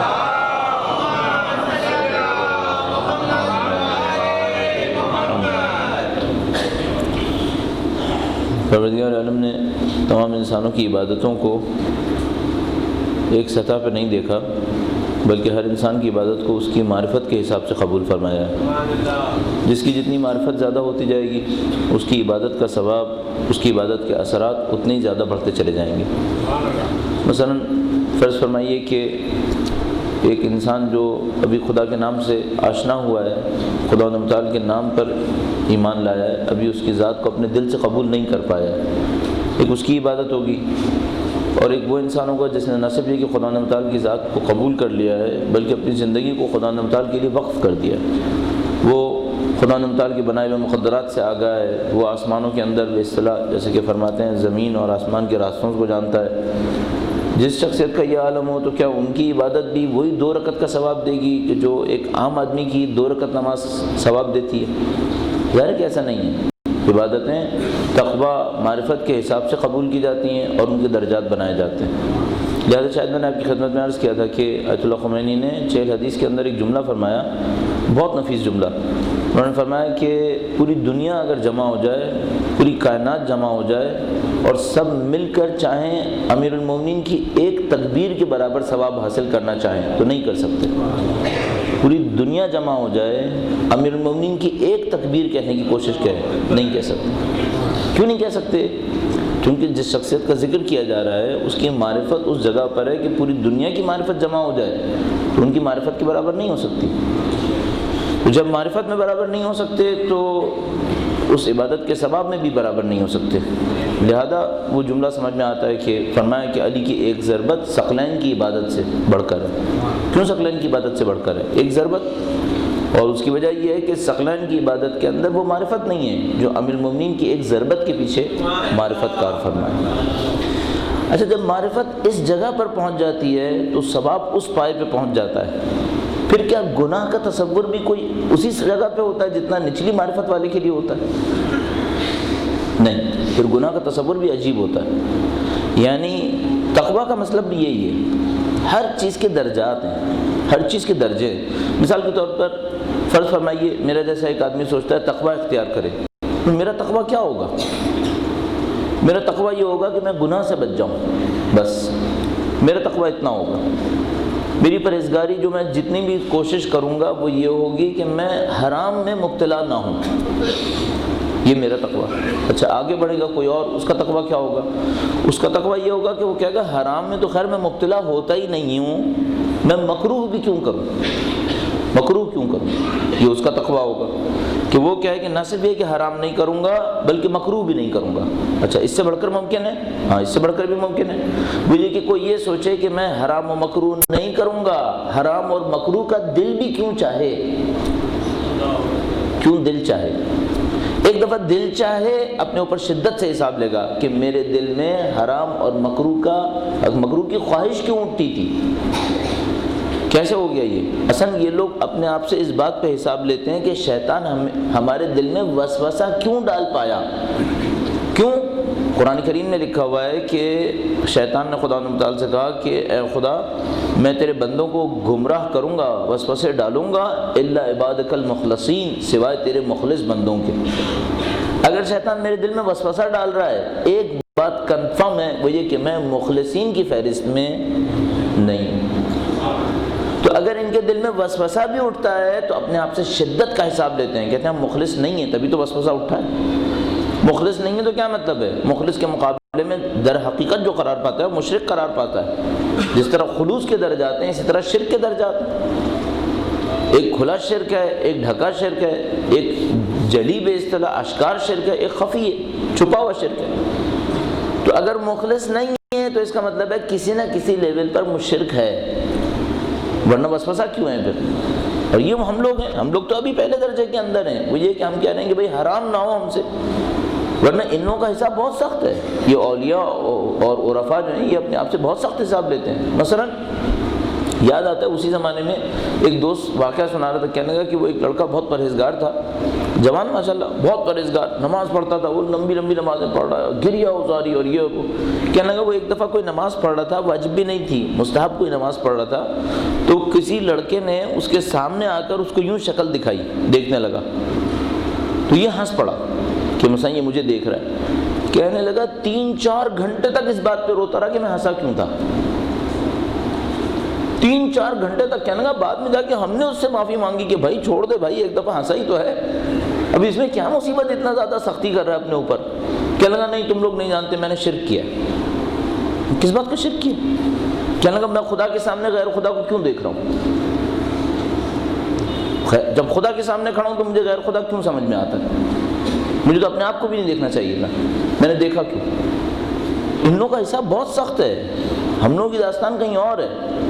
وہ جملہ استعمال کرتے ہیں کہ جو نیک لوگوں کی اچھائیاں ہوتی ہیں وہ مقرب بندوں کے گناہ بن جاتے ہیں۔ وہ جو مقرب بندے ہیں وہ اس کو گناہ سمجھنے لگتے ہیں جو ہم لوگ اچھائی سمجھ رہے ہوتے ہیں۔ وہ مشہور واقعہ، معروف واقعہ آپ نے سنا ہوگا کہ مثال کے طور پر ایک آدمی نے سنا کہ بازار میں آگ لگ گئی، اس نے پوچھا بازار میں آگ لگ گئی، میری دکان کا کیا ہوا؟ کہا تمہاری دکان محفوظ ہے۔ کہنے لگا الحمدللہ۔ اس کے بعد سالوں تک اس بات پہ استغفار کرتا رہا کہ میں نے اس پہ الحمدللہ کیوں کہا تھا۔ لوگوں نے پوچھا اس الحمدللہ میں کیا مشکل ہے؟ کہنے لگا الحمدللہ نہیں، اگر میری دکان جل جاتی پھر کیا تھا؟ پھر الحمدللہ نہیں تھا، اور دوسرے کی جل گئی تو الحمدللہ۔ کیوں دوسرے کے جلنے پر میں نے الحمدللہ کہا؟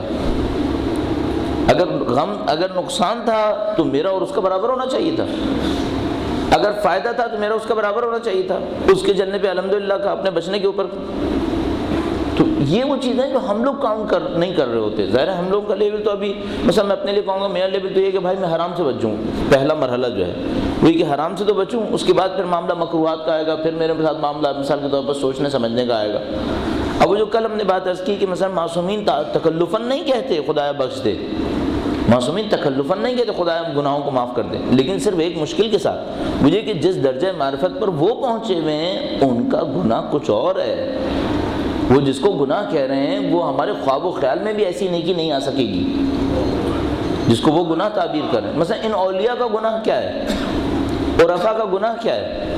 عرفاء کا گناہ یہ ہے کہ جب میں مثلا درس دے رہا تھا تو میرے ذہن سے خدا کی یاد کیوں نکل گئی؟ کیوں میرے ذہن سے نکل گیا کہ یہ کام خدا کے لیے ہونا چاہیے تھا؟ ایک سیکنڈ کے لیے بھی کیوں نکلا؟ یہ نہیں کہہ رہا کہ درس نہیں دینا تھا، درس دینا تھا، دینے کے پیچھے بھی یہ سوچنا تھا ہمیشہ کہ کام خدا کے لیے ہو رہا ہے، یہ ذہن سے کیوں نکلا؟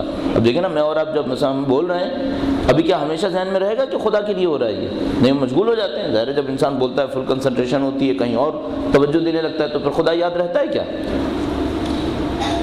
ہمارے ساتھ تو نماز میں مشکل ہے کہ ہم کہاں کی باتیں کریں، ہمارے ساتھ تو نماز میں مشکل ہے کہ ہم نماز میں خدا کو یاد کریں۔ اب خود سوچیں ذرا،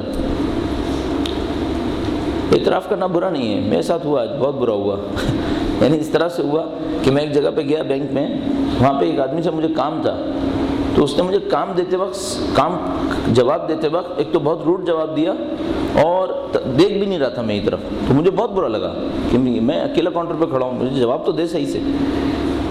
تو ابھی جب میں نماز پڑھ چکا تو مجھے یاد آیا کہ یہ میں کام ہر روز خدا کے ساتھ کر رہا ہوں۔ اس نے میرے ساتھ کیا جبکہ میری اس کے سامنے زیادہ طاقت نہیں تھی، صرف یہ کہ میں کمپلین کر سکتا تو شاید میں نے کر لی، اور جس کے سامنے میں کر رہا ہوں اس کی طاقت کس پائے کے اوپر ہے؟ اس کو کچھ کرنا نہیں ہے مجھے ختم کرنے کے لیے، اس نے اپنی رحمتوں کو کھینچنا ہے، بس کرنا نہیں ہے، نظر انداز کر دینا ہے مجھے، کافی ہے، ختم ہو گیا سب کچھ۔ اس کا تحمل کتنا ہے پھر کہ وہ ہر روز دیکھ رہا ہے کہ میں اس کے ساتھ یہی کام کر رہا ہوں، کھڑا ہوتا ہوں کہتا ہوں ایاک نعبد و ایاک نستعین، اس کی طرف دیکھتا بھی نہیں ہوں،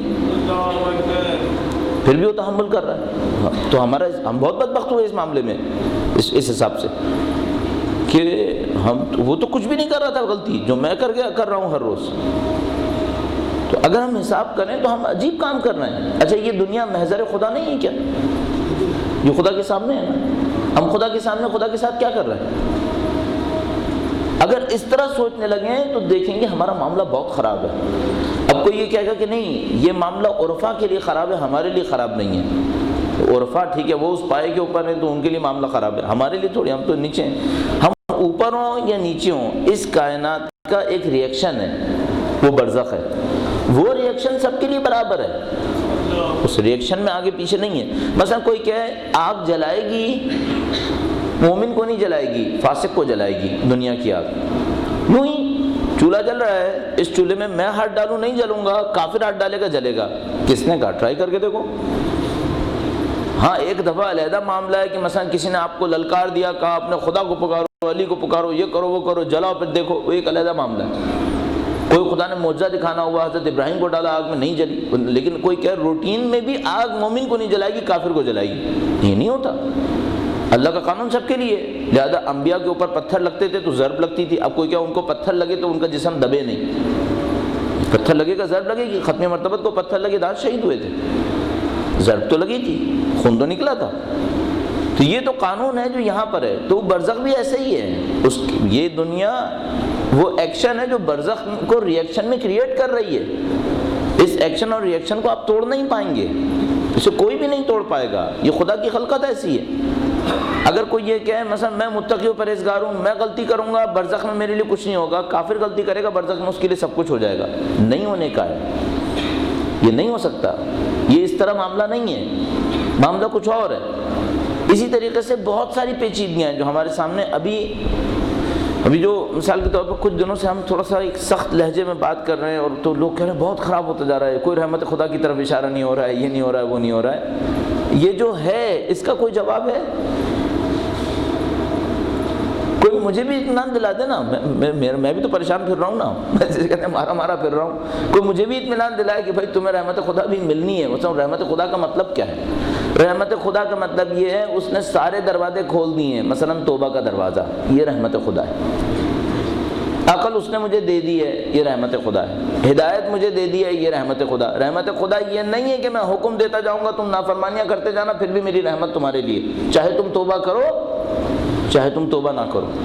یہ رحمت نہیں ہے، پھر یہ تو عذاب آ جائے گا. پھر رحمت یہ ہے کہ مثلا میں گناہ گار ہوں اور میں جانتا ہوں کہ جو میں نے گناہ کیے اس کا نتیجہ بہت خراب ہے. اب رحمت یہ ہے کہ توبہ کا دروازہ کھلا ہے، توبہ مانگو اور واپس آ جاؤ. وہ جو ہم لوگ کہتے ہیں استغفر اللہ واتوب الیہ، اللہ کی پناہ مانگتا ہوں اور واپس آتا ہوں اس کی طرف. واپس آؤ. یہ گمراہی کا راستہ ہے. دو راستے چل رہے ہیں، ایک خدا کا راستہ ہے صراط مستقیم الیہ ہے، اس کی طرف ہے، اور ایک گناہ کا راستہ ہے، نافرمانی کا راستہ ہے، وہ کسی اور طرف جا رہا ہے. اتوب الیہ، پلٹ کے اس راستے پر آتا ہوں جو پھر دوبارہ سے خدا کا راستہ ہے. استغفر اللہ واتوب الیہ، یہ اس کی رحمت ہے کہ راستے سے دور جانے والوں کو یہ نہیں کہتا کہ تم راستے سے دور گئے تھے اب واپسی کے دروازے بند ہیں. نہیں، واپسی کے دروازے کھلے رکھیں، واسطوں کے دروازے بھی کھلے رکھیں، واسطوں کے دروازے بھی کھلے رکھیں. مثلا ایک آدمی احساس کرتا ہے کہ بھئی گناہ بہت زیادہ ہیں میرے پاس اور میں مثلا استغفار کروں، استغفار قبول نہیں ہے، واسطے کے دروازے کھلے رکھیں. اس مثلا نبی کے واسطے سے مانگو، اچھے کاموں کے واسطے سے مانگو، اپنے والدین کے لیے کوئی نیکی کر کے اس واسطے سے مانگ لو. دسیوں واسطے موجود ہیں کہ ان واسطوں کے ذریعے سے مانگ کر آپ بھلائی کا راستہ اپنے لیے ہموار کر سکتے ہیں. بس رحمت خدا کا مطلب قانون توڑنا نہیں ہے. خدا نے قانون بنایا کہ یہ دنیا برزخ کریٹ کرے گی، اگر توبہ نہیں کرے گا تو برزخ یہ ہے. اب کوئی کہہ رحمت خدا کا مطلب ہے وہ یہ قانون توڑ دے گا. نہیں، قانون نہیں توڑے گا. آپ توبہ کر لیں، جو خلق کیا اس کو اس نے مٹا دینا ہے، وہ مٹ جائے گا. جو آپ نے خلق کیا، میں نے خلق کیا اپنے گناہوں کے نتیجے میں، توبہ کر لیں گے وہ سب کچھ مٹے گا، اچھی برزخ بن جائے گی. لیکن میں توبہ بھی نہ کروں، گناہ بھی کروں اور برزخ کچھ اور ہو جائے، یہ خدا نے متعلق قانون کوئی نہیں توڑ سکتا.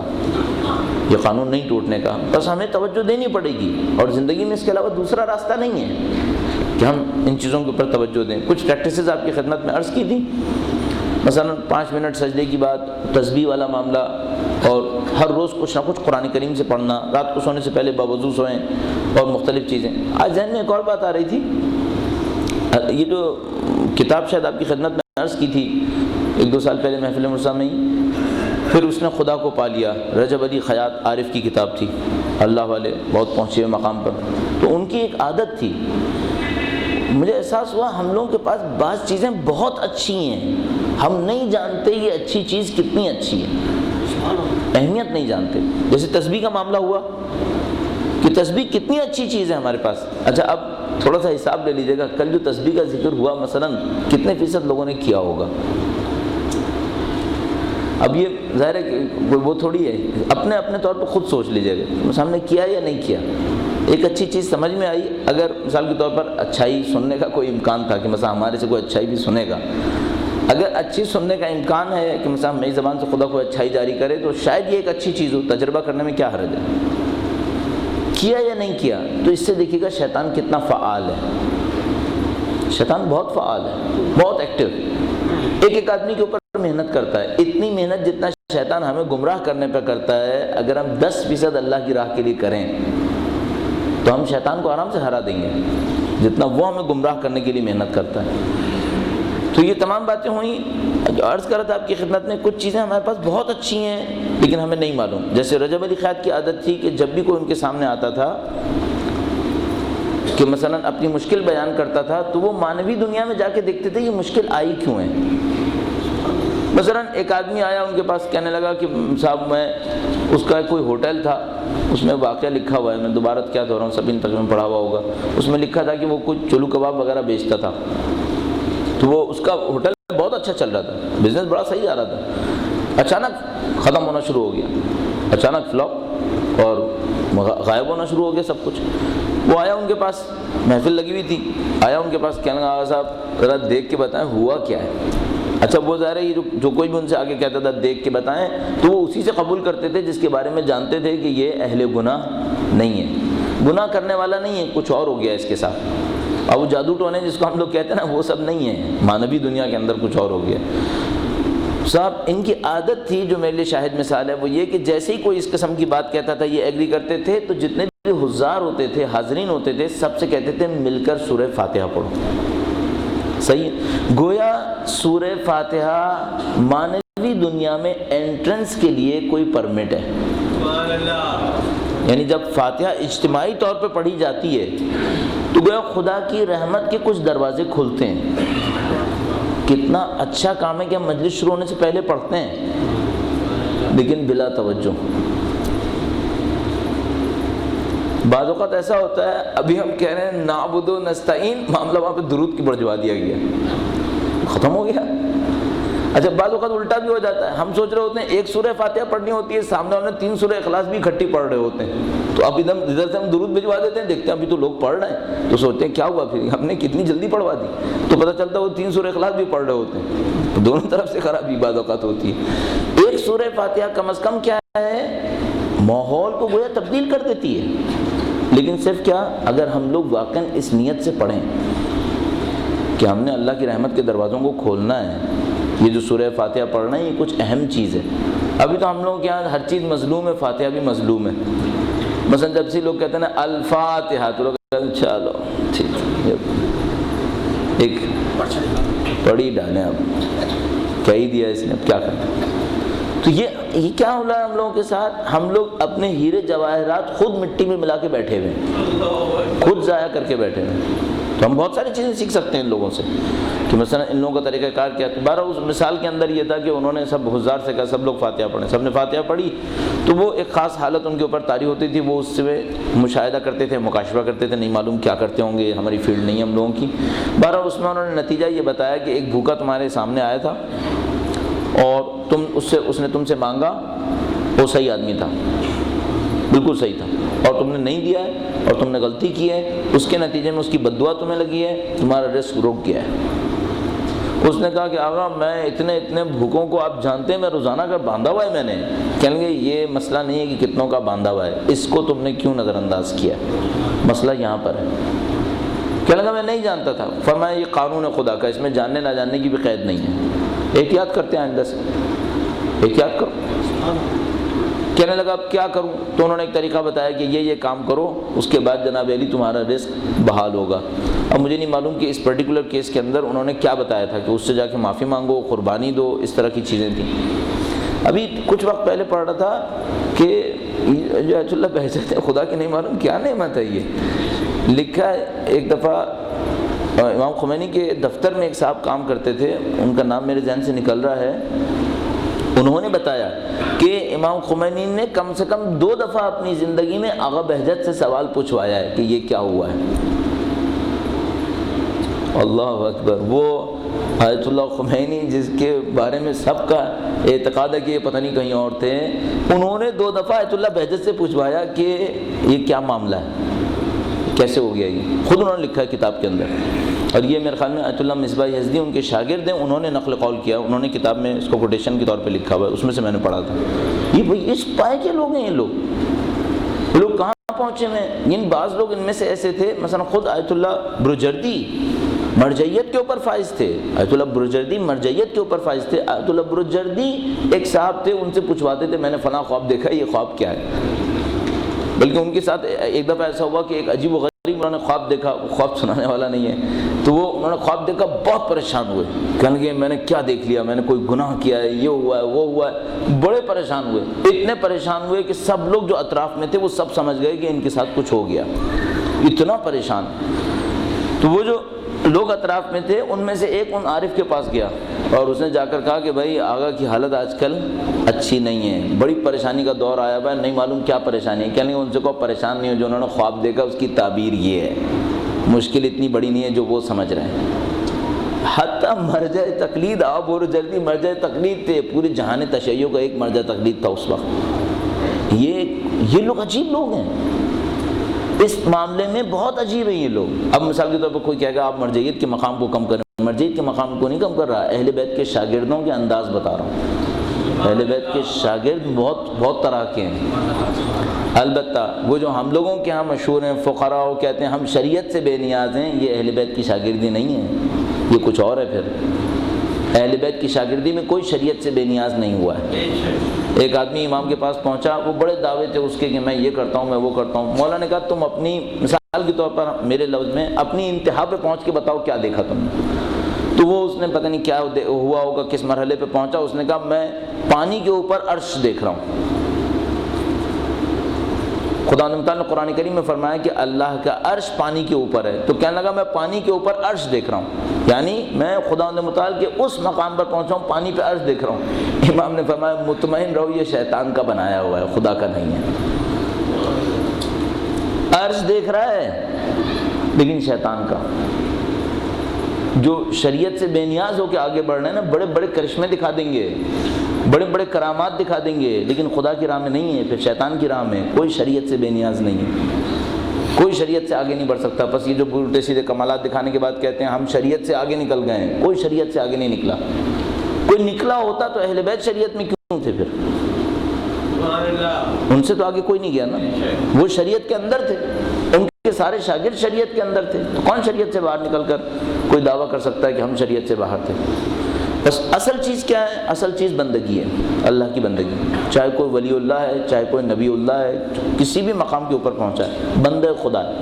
لہٰذا ہم عجیب بات دیکھتے ہیں کہ رسول خدا اس مقام شامخ کے ساتھ کس مقام کے اوپر پہنچے ہوئے، اور ہم لوگ بار بار گواہی دے رہے ہیں تشہد کے اندر عبدہ و رسولہ، حتیٰ بندگی کو رسول ہونے سے پہلے گواہی دے رہے ہیں عبدہ و رسول۔ کیوں؟ کمال بندگی نے یہاں پر پہنچایا ہے، اس کمال بندگی نے ان کو وہاں پر پہنچایا، انہوں نے بندگی کی کشف کر دیا سب کچھ۔ اس کشف کے نتیجے میں ہمیں پتہ چل گیا سورہ فاتحہ کیا ہے، اس کشف کے نتیجے میں ہمیں پتہ چل گیا عبادتوں کے اثرات کیا ہیں۔ اب ہمارا کام کیا تھا؟ ہمیں بھی اسی بندگی کے راستے پہ چلنا تھا جو ختمی مرتبت نے بیان کیا تھا، اس پہ چلتے رہتے، خود بخود راستہ ہمارے لیے کھلتا رہتا۔ دعائے عرفہ کے چند جملات اور عرض کریں گے، درود بھیجے گا محمد و آل محمد۔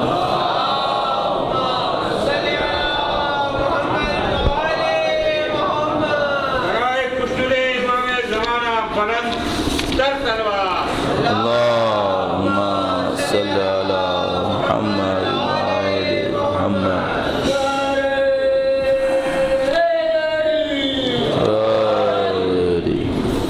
امام نے مختلف جملات جو ارشاد فرمائے، جن میں سے کچھ میں نے آپ کی خدمت میں عرض کیے، اور چونکہ بہت زیادہ تھے، یعنی شروع میں جو کچھ امام نے فرمایا حمد و ثنا میں، اور وہ سارے وہ بہت زیادہ ہیں، اور مختلف جملات اس میں ایسے ہیں جو میں بار بار چاہتا ہوں کہ، لیکن اتنی تفصیل سے ہم کر نہیں پائیں گے، اور اب ظاہر ہے کہ ایام اختتام پر ہیں۔ یہاں پر یوں لگتا ہے جیسے دعائے عرفہ میں کچھ جگہوں پر، ابھی کہنا میرے جیسے کہتے ہیں ناقص ہونے کی وجہ سے مجبور ہو کہ یوں کہوں، مجھے سمجھ میں نہیں آتا اس لیے کہہ رہا ہوں، کچھ جگہ پہ بریک ہے، اور بریک کے بعد لگتا ہے جیسے ٹون چینج ہو گیا، ایک جگہ پہ ہوا ہے جیسے یہاں پہ رکے، اب کسی اور انداز میں بولنا شروع کیا۔ اچھا یوں سمجھ میں آتا ہے جیسے کوئی درجہ کچھ اور ہوا ہے، کوئی موڈ چینج ہوا ہے، یعنی مثال کے طور پر فرض فرمائیں کہ جیسے قرآن کریم کے اندر ایسا ہے، اور دعاؤں کے اندر بھی ایسا ہے کہ بعض اوقات خدا کو غائب میں پکارا جاتا ہے، بعض اوقات خدا کو حاضر میں پکارا جاتا ہے، تو گویا غائب میں پکارتے پکارتے ایک ایسے درجے میں داخل ہو جاتے ہیں کہ پھر وہاں سے حاضر کو پکارنا شروع کر دیتے ہیں۔ یا مثال کے طور پر خود ہماری نماز، کہ ہماری نماز جو ہے وہ سجدہ اعلیٰ ترین عبادت کا اظہار ہے، اہل بیت نے فرمایا کہ عبادت کا اعلیٰ ترین اظہار سجدہ ہے، تو نماز سجدے سے کیوں نہیں شروع ہوئی؟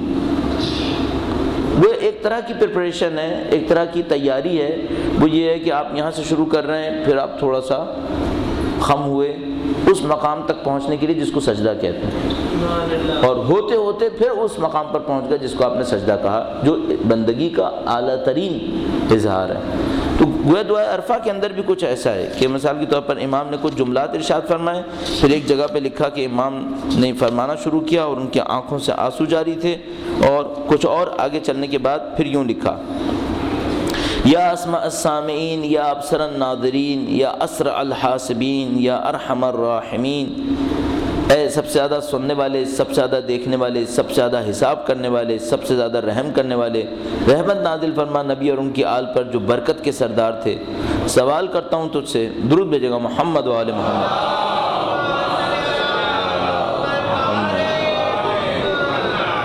یہ جو جہاں پر ہم پہنچ کے کہہ رہے ہیں کہ امام نے فرمایا کہ درود بھیج اور سوال کرتا ہوں تجھ سے، یہاں تک پہنچتے پہنچتے کئی صفحے دعائے عرفہ کے پورے ہو چکے ہیں، ٹھیک ہے؟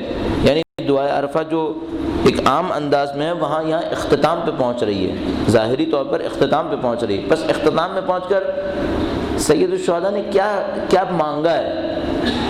اتنے صفحے بولے، گریا ہوا سب کچھ، اب مانگا کیا ہے؟ دیکھیے، اللہم واسألک اللہم حاجتی التی ان اعطیتنیہا لم یضرنی ما منعتنی، لم یضر فیما منعتنی، اور سوال کرتا ہوں تجھ سے اے اللہ اپنی اس حاجت کا کہ اگر تو عطا کر دے تو جو کچھ تو نے نہیں دیا اس سے مجھے نقصان نہیں ہوگا، ٹھیک ہے؟ یعنی اب ایک ایسی حاجت مانگ رہا ہوں، یہ مجھے دے دے اور کچھ نہ ملا تو نقصان نہیں ہے، اور اگر تو وہ عطا نہ کرے جو تو نے دیا اس سے مجھے کوئی نفع نہیں ہے۔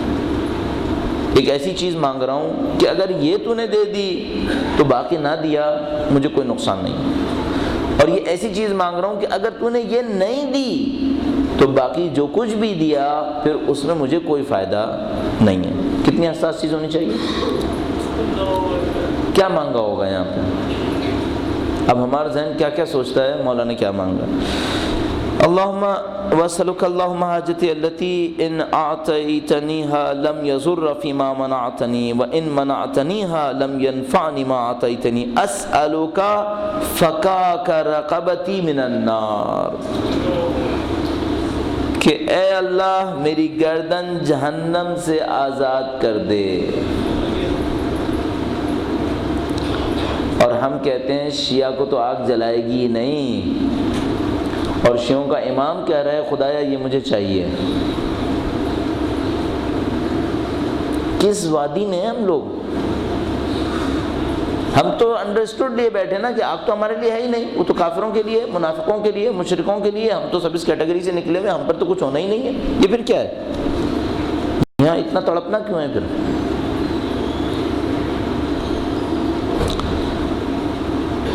میری گردن جہنم سے آزاد کر دے، نہیں کوئی معبود سوائے تیرے، تو یکتا ہے، تیرا سا کوئی بھی نہیں، تیرے لیے حکومت، تیرے لیے ہم، تو ہر ایک چیز پر قادر ہے، اے میرے رب میرے رب میرے رب۔ یوں لکھا ہے۔ امام حسین علیہ السلام بار بار یا رب کہتے تھے، جبکہ آپ کے گرد کھڑے لوگ آپ کی دعا سنتے ہوئے آمین کہتے رہے، یہاں تک کہ آپ کے ساتھ ساتھ ان سب کے رونے کی آوازیں بلند ہونے لگیں۔ غروب آفتاب تک حالت یہی رہی، پھر سب لوگ مشر روانہ ہو گئے۔ اچھا، اس دعا کے بعد ایک اور تتمہ ہے۔ مؤلف کہتے ہیں، یعنی شیخ عباس قمی کہتے ہیں کہ بلد الامین میں کف امی نے امام حسین کی دعائے عرفہ اسی قدر نقل کی جو اوپر ذکر ہوئی، اور زاد المعاد میں علامہ مجلسی نے بھی کف امی کی روایت کے مطابق یہ دعا یہیں تک ذکر کی، لیکن ابن طاؤس نے یا رب کے بعد یہ کلمات تحریر فرمائے ہیں۔ ابن طاؤس سید فرقہ ہیں، جو سید ابن طاؤس ان کا نام ہے، تو لوگ کہتے ہیں سید فرقہ، اس فرقے کے سید وہ ہیں، یہ عالم ہے ابن طاؤس کا۔ ابن طاؤس عجیب چیز ہے، اور ابن طاؤس کی اس اہمیت کے پیش نظر پتہ نہیں پہلے بھی عرض کر چکا ہوں آپ کی خدمت میں، جب اسرائیلیوں نے لبنان پہ حملہ کیا 1982 میں، تو لبنان میں کوئی ریزسٹنس نہیں ملی ان کو، یہاں تک کہ حزب اللہ بنی شیعوں نے مقابلہ کیا، اہل بیت کے ماننے والوں نے ان کا سخت مقابلہ کیا، یہاں تک کہ ان کو 86 سے پھر پیچھے دھکیلنا شروع کر دیا۔ بحمداللہ آج اسرائیل ذلیل ہوا ان کے ہاتھوں۔ اس موقع پر جب شیعوں نے مقابلہ شروع کیا تو اسرائیلیوں نے فوراً اکیڈمک کام کیا، وہ ہر دشمن کی نفسیات کو جاننا چاہتے تھے۔ تو جیسے انہوں نے دیکھا کہ مثلا مقاومہ بلند ہو رہی ہے، شیعہ کھڑے ہو رہے ہیں، انہوں نے تل اویو میں تھیولوجی ڈپارٹمنٹ میں شیعہ تھیولوجی کا ڈپارٹمنٹ کھول دیا، تل اویو کی یونیورسٹی میں شیعہ تھیولوجی کا ڈپارٹمنٹ کھول دیا کہ بھائی یہ شیعہ تھیولوجی سمجھ میں آنی چاہیے، ورنہ ہم اپنے دشمن کا مقابلہ کیسے کریں گے۔ اس شیعہ تھیولوجی کے ڈپارٹمنٹ میں پی ایچ ڈیز ہونے لگے، یہودی صہیونی پی ایچ ڈیز کرتے تھے۔ ان میں سے ایک پی ایچ ڈی کا تھیسس فارسی میں ترجمہ ہوا، ہمارے تاریخ کے استاد تھے بڑے مورخ رسول جعفریان، انہوں نے اس کا ترجمہ کیا۔ وہ تھا کہ ایک صہیونی نے، نہیں معلوم صہیونیت کا معتقد نہیں تھا، نہیں تھا، بہرحال تل اویو یونیورسٹی کے ایک اسٹوڈنٹ نے اس بات کے اوپر تحقیق کی تھی کہ ابن طاؤس کے لائبریری کے اندر جو کتابیں ان کی ہاتھ میں تھیں وہ کون کون سی تھیں۔ 800 سال پہلے آنے والے ابن طاؤس کی دسترسی میں کون کون سی کتابیں تھیں۔ اچھا، یہ کیوں چاہتا تھا یہ دیکھے کہ دسترسی میں کون کون سی کتابیں تھیں؟ یہ دیکھنا چاہتے تھے کہ سید طاؤس جیسا آدمی بنتا ہے تو کن کن کتابوں کے ذریعے بنتا ہے۔ وہ اتنے استاد، وہ اتنے مکار ہمیں تباہ کرنے کے لیے کہ پھر بعد وہ دیکھیں کہ یہ تمام چیزیں اگر ہم نکال دیں پھر کوئی شیعہ سید ہم نہیں سمجھ رہے۔ یہ سید ابن طاؤس کا مقام ہے۔ سید ابن طاؤس نے یا رب کے بعد یہ اضافی کلمات بھی تحریر فرمائے۔ اب یہاں سے جو ٹون ہے یہ کچھ اور ہی ہے، یعنی اب جو یہاں سے شروع ہو رہا ہے لگ رہا ہے یہ دعائے عرفہ سے آگے کا کوئی اور منزل شروع ہو رہی ہے۔ ابن طاؤس نے بھی کچھ سوچ سمجھ کے ہی اضافہ کیا نا اس کے اندر، یعنی ظاہر ابن طاؤس نے اپنی جیب سے تو نہیں ڈالا اس کے اندر، ان کو کوئی روایت ملی ہے، اتنی مضبوط روایت ملی کہ ابن طاؤس نے اس کو لکھا ہے۔ گویا مجھے یوں لگتا ہے کہ شاید ایسا ہوا ہوگا، یا یہ تخمین ہے صرف، کہ سید الشہداء نے یہاں تک جب فرمایا ہوگا تو وہ جو ارد گرد کے لوگ تھے وہ سب چلے گئے ہوں گے۔ اب سید الشہداء نے اپنے خاص لوگوں کے سامنے یہ جملات ارشاد فرمائے ہوں گے جو عام لوگوں نے نہیں سنے ہوں گے، کیونکہ یہ جملات بالکل کلیئر کہہ رہے ہیں، سمجھ میں آ رہی ہے کہ یہ جملات عام لوگوں کے لیے نہیں تھے، یعنی شاید توانائی میں نہیں آتا۔ ذرا جملے دیکھیے گا۔ الہی انا الفقیر فی غنائی فکیف لا اکون فقیرا فی فقری، اے پروردگار میں اگر توانگر بھی ہوں تب بھی محتاج ہوں، تو جب میں محتاج ہوں تو کیوں نہ محتاج ہوں۔ اگر میں بہت غنی ہوتا کہ مثلا پوری کائنات پر میرا حکم چل رہا ہوتا تب بھی میں تیرا محتاج تھا، اب تو میں جانتا ہوں کہ میں تیرا محتاج ہوں۔ اگر تو مجھے اتنا غنی بناتا، غنی دولت کا مطلب نہیں ہے ایسی بے نیازی کہ کائنات پہ میرا حکم چلتا، اگر پوری کائنات پہ بھی میرا حکم چلتا، میں ایسا خلق ہوتا تب بھی میں فقیر ہی ہوتا۔ اب تو میں اچھی طرح جانتا ہوں کہ میں فقیر ہوں، تو میں فقیر نہ کہوں اپنے آپ کو۔ اب کوئی اس جملے کو دیکھے اور ہم لوگ اپنی اکڑ کو دیکھیں، وہ سید الشہداء اس مقام شامخ پر، اس مقام پر پہنچے ہوئے وہ فرما رہے ہیں خدایا میں فقیر اور فقیر اور فقیر ہوں۔ الہی انا الجاہل فی علمی فکیف لا اکون جہولا فی جہلی، الہی میں اگر علم رکھتا بھی ہوتا تو جاہل ہوتا، تو اپنی جہالت میں کیوں نہ جاہل ہوں۔ اب یہ سید الشہداء کس چیز کو جہل کہہ رہے ہیں، یہ سید الشہداء جانتے ہوں۔ باب العلم کا فرزند کس چیز کو جہل کہہ رہے ہیں نہیں معلوم۔ الہی ان اختلاف تدبیر کا و سرعت تواء مقادیر کا منع عبادک العارفین بک عن السکون الی عطاء والیأس منک۔ اے خدایا بے شک تیری تدبیر کے تغیر و تبدل اور تیری جلد وارد ہونے والی تقدیر نے تیری معرفت رکھنے والے بندوں کو روکا ہوا ہے تیری امید، تیرے عطا کی امید نہ رکھنے اور مشکل کے وقت اس سے مایوس ہو جانے سے۔ کیا فرمایا؟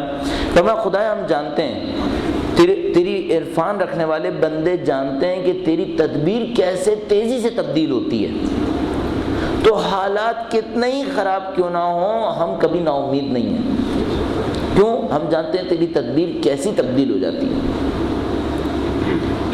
اور شاید میں مسائل میں بھی کئی دفعہ عرض کر چکا ہوں کہ، اور یہ بزرگوں سے لے کر عرض کر رہا ہوں کہ مثال کے طور پر یہ جو کس حضرت ابراہیم آگ میں گر رہے تھے، ہر چیز کہہ رہی تھی کہ نمرود جیت گیا، ہر چیز کہہ رہی تھی کہ نمرود جیت گیا، سارا منصوبہ نمرود کا تھا، ہر چیز نمرود کے منصوبے کے عین مطابق چل رہی تھی۔ حضرت ابراہیم کے آگ میں گرنے تک سب کچھ نمرود کے ارادے کے مطابق تھا۔ لوگوں کو نمرود نے بلایا تھا، آگ نمرود نے جلائی تھی، اس سے جو مثلا منجنیق سے پھینکا تھا حضرت ابراہیم کو وہ سب نمرود کے حکم پہ ہوا تھا۔ حضرت ابراہیم وہ ہوا میں اڑتے ہوئے آگ کے اندر گر گئے، سب کا سب نمرود کے ارادے کے مطابق تھا۔ خدا نے اسی چیز کو جس کو نمرود نے وہاں پر حاضر کیا تھا، اتنی سی تدبیر کے ذریعے سے حضرت ابراہیم کے حق میں پھیر دیا۔ کیا ہوا؟ وہ آگ نمرود نے جلائی، لوگ نمرود نے جمع کیے، حضرت ابراہیم کو آگ نے نہیں جلایا۔ جو نمرود نے بنایا وہ سب کچھ اپنی جگہ پہ کھڑا تھا، لوگ بھی کھڑے تھے، آگ بھی لگی ہوئی تھی، حضرت ابراہیم گر بھی گئے، سب کچھ ہو گیا، خدا نے کچھ اور کیا۔ نہ خدا نے لوگوں کو دور کیا، نہ خدا نے آگ بجھائی، صرف یہ حکم دیا کہ آگ حضرت ابراہیم کو نقصان نہ پہنچائے۔ اتنی سی تدبیر سے سارا معاملہ نمرود کے خلاف چلا گیا۔ حضرت ابراہیم خود لوگوں کو بلاتے تو لوگ نہیں آتے، نمرود بلا کے لے کے آیا تھا۔ حضرت ابراہیم اتنی بڑی آگ لگاتے تو کہاں سے لگاتے؟ وہ نمرود نے آگ لگائی تھی۔ ہم لوگوں کے سامنے صرف نمرود، اس کی آگ اور لوگ ہوتے ہیں، خدا پیچھے نہیں ہوتا۔ اگر خدا ہمارے پیچھے ہو تو ہم سمجھ جاتے کہ بھائی جتنی بڑی آگ لگ رہی ہے سمجھ لو اتنی بڑی کامیابی آنے والی ہے۔ یہ جو حسن نصر اللہ نے جملہ کہا نا حماد موہنیہ کی شہادت پر، بہت میننگ فل ہے۔ انہوں نے یہ کہا کہ جب بھی ہمیں دشمن نے ظاہر میں بڑا نقصان پہنچایا ہے اس کے بعد ہمیں کوئی بڑی فتح ملی ہے، شاید اس سے ریلیٹڈ ہے کہ مثلا اگر حضرت ابراہیم کی آگ چھوٹی ہوتی نا اور پھر اس کے مقابلے میں حضرت ابراہیم جیتتے تو شاید کامیابی چھوٹی ہوتی۔ اتنی بڑی آگ لگائی، اتنی پبلک جمع کر لی، اب سمجھ جاؤ کامیابی بہت بڑی آنے والی ہے۔ اب میں یہ دیکھتا ہوں نا کہ کفر سارا کا سارا اٹھ کر سید الشہداء کی زمین پر آ گیا ہے کہ یہ امریکہ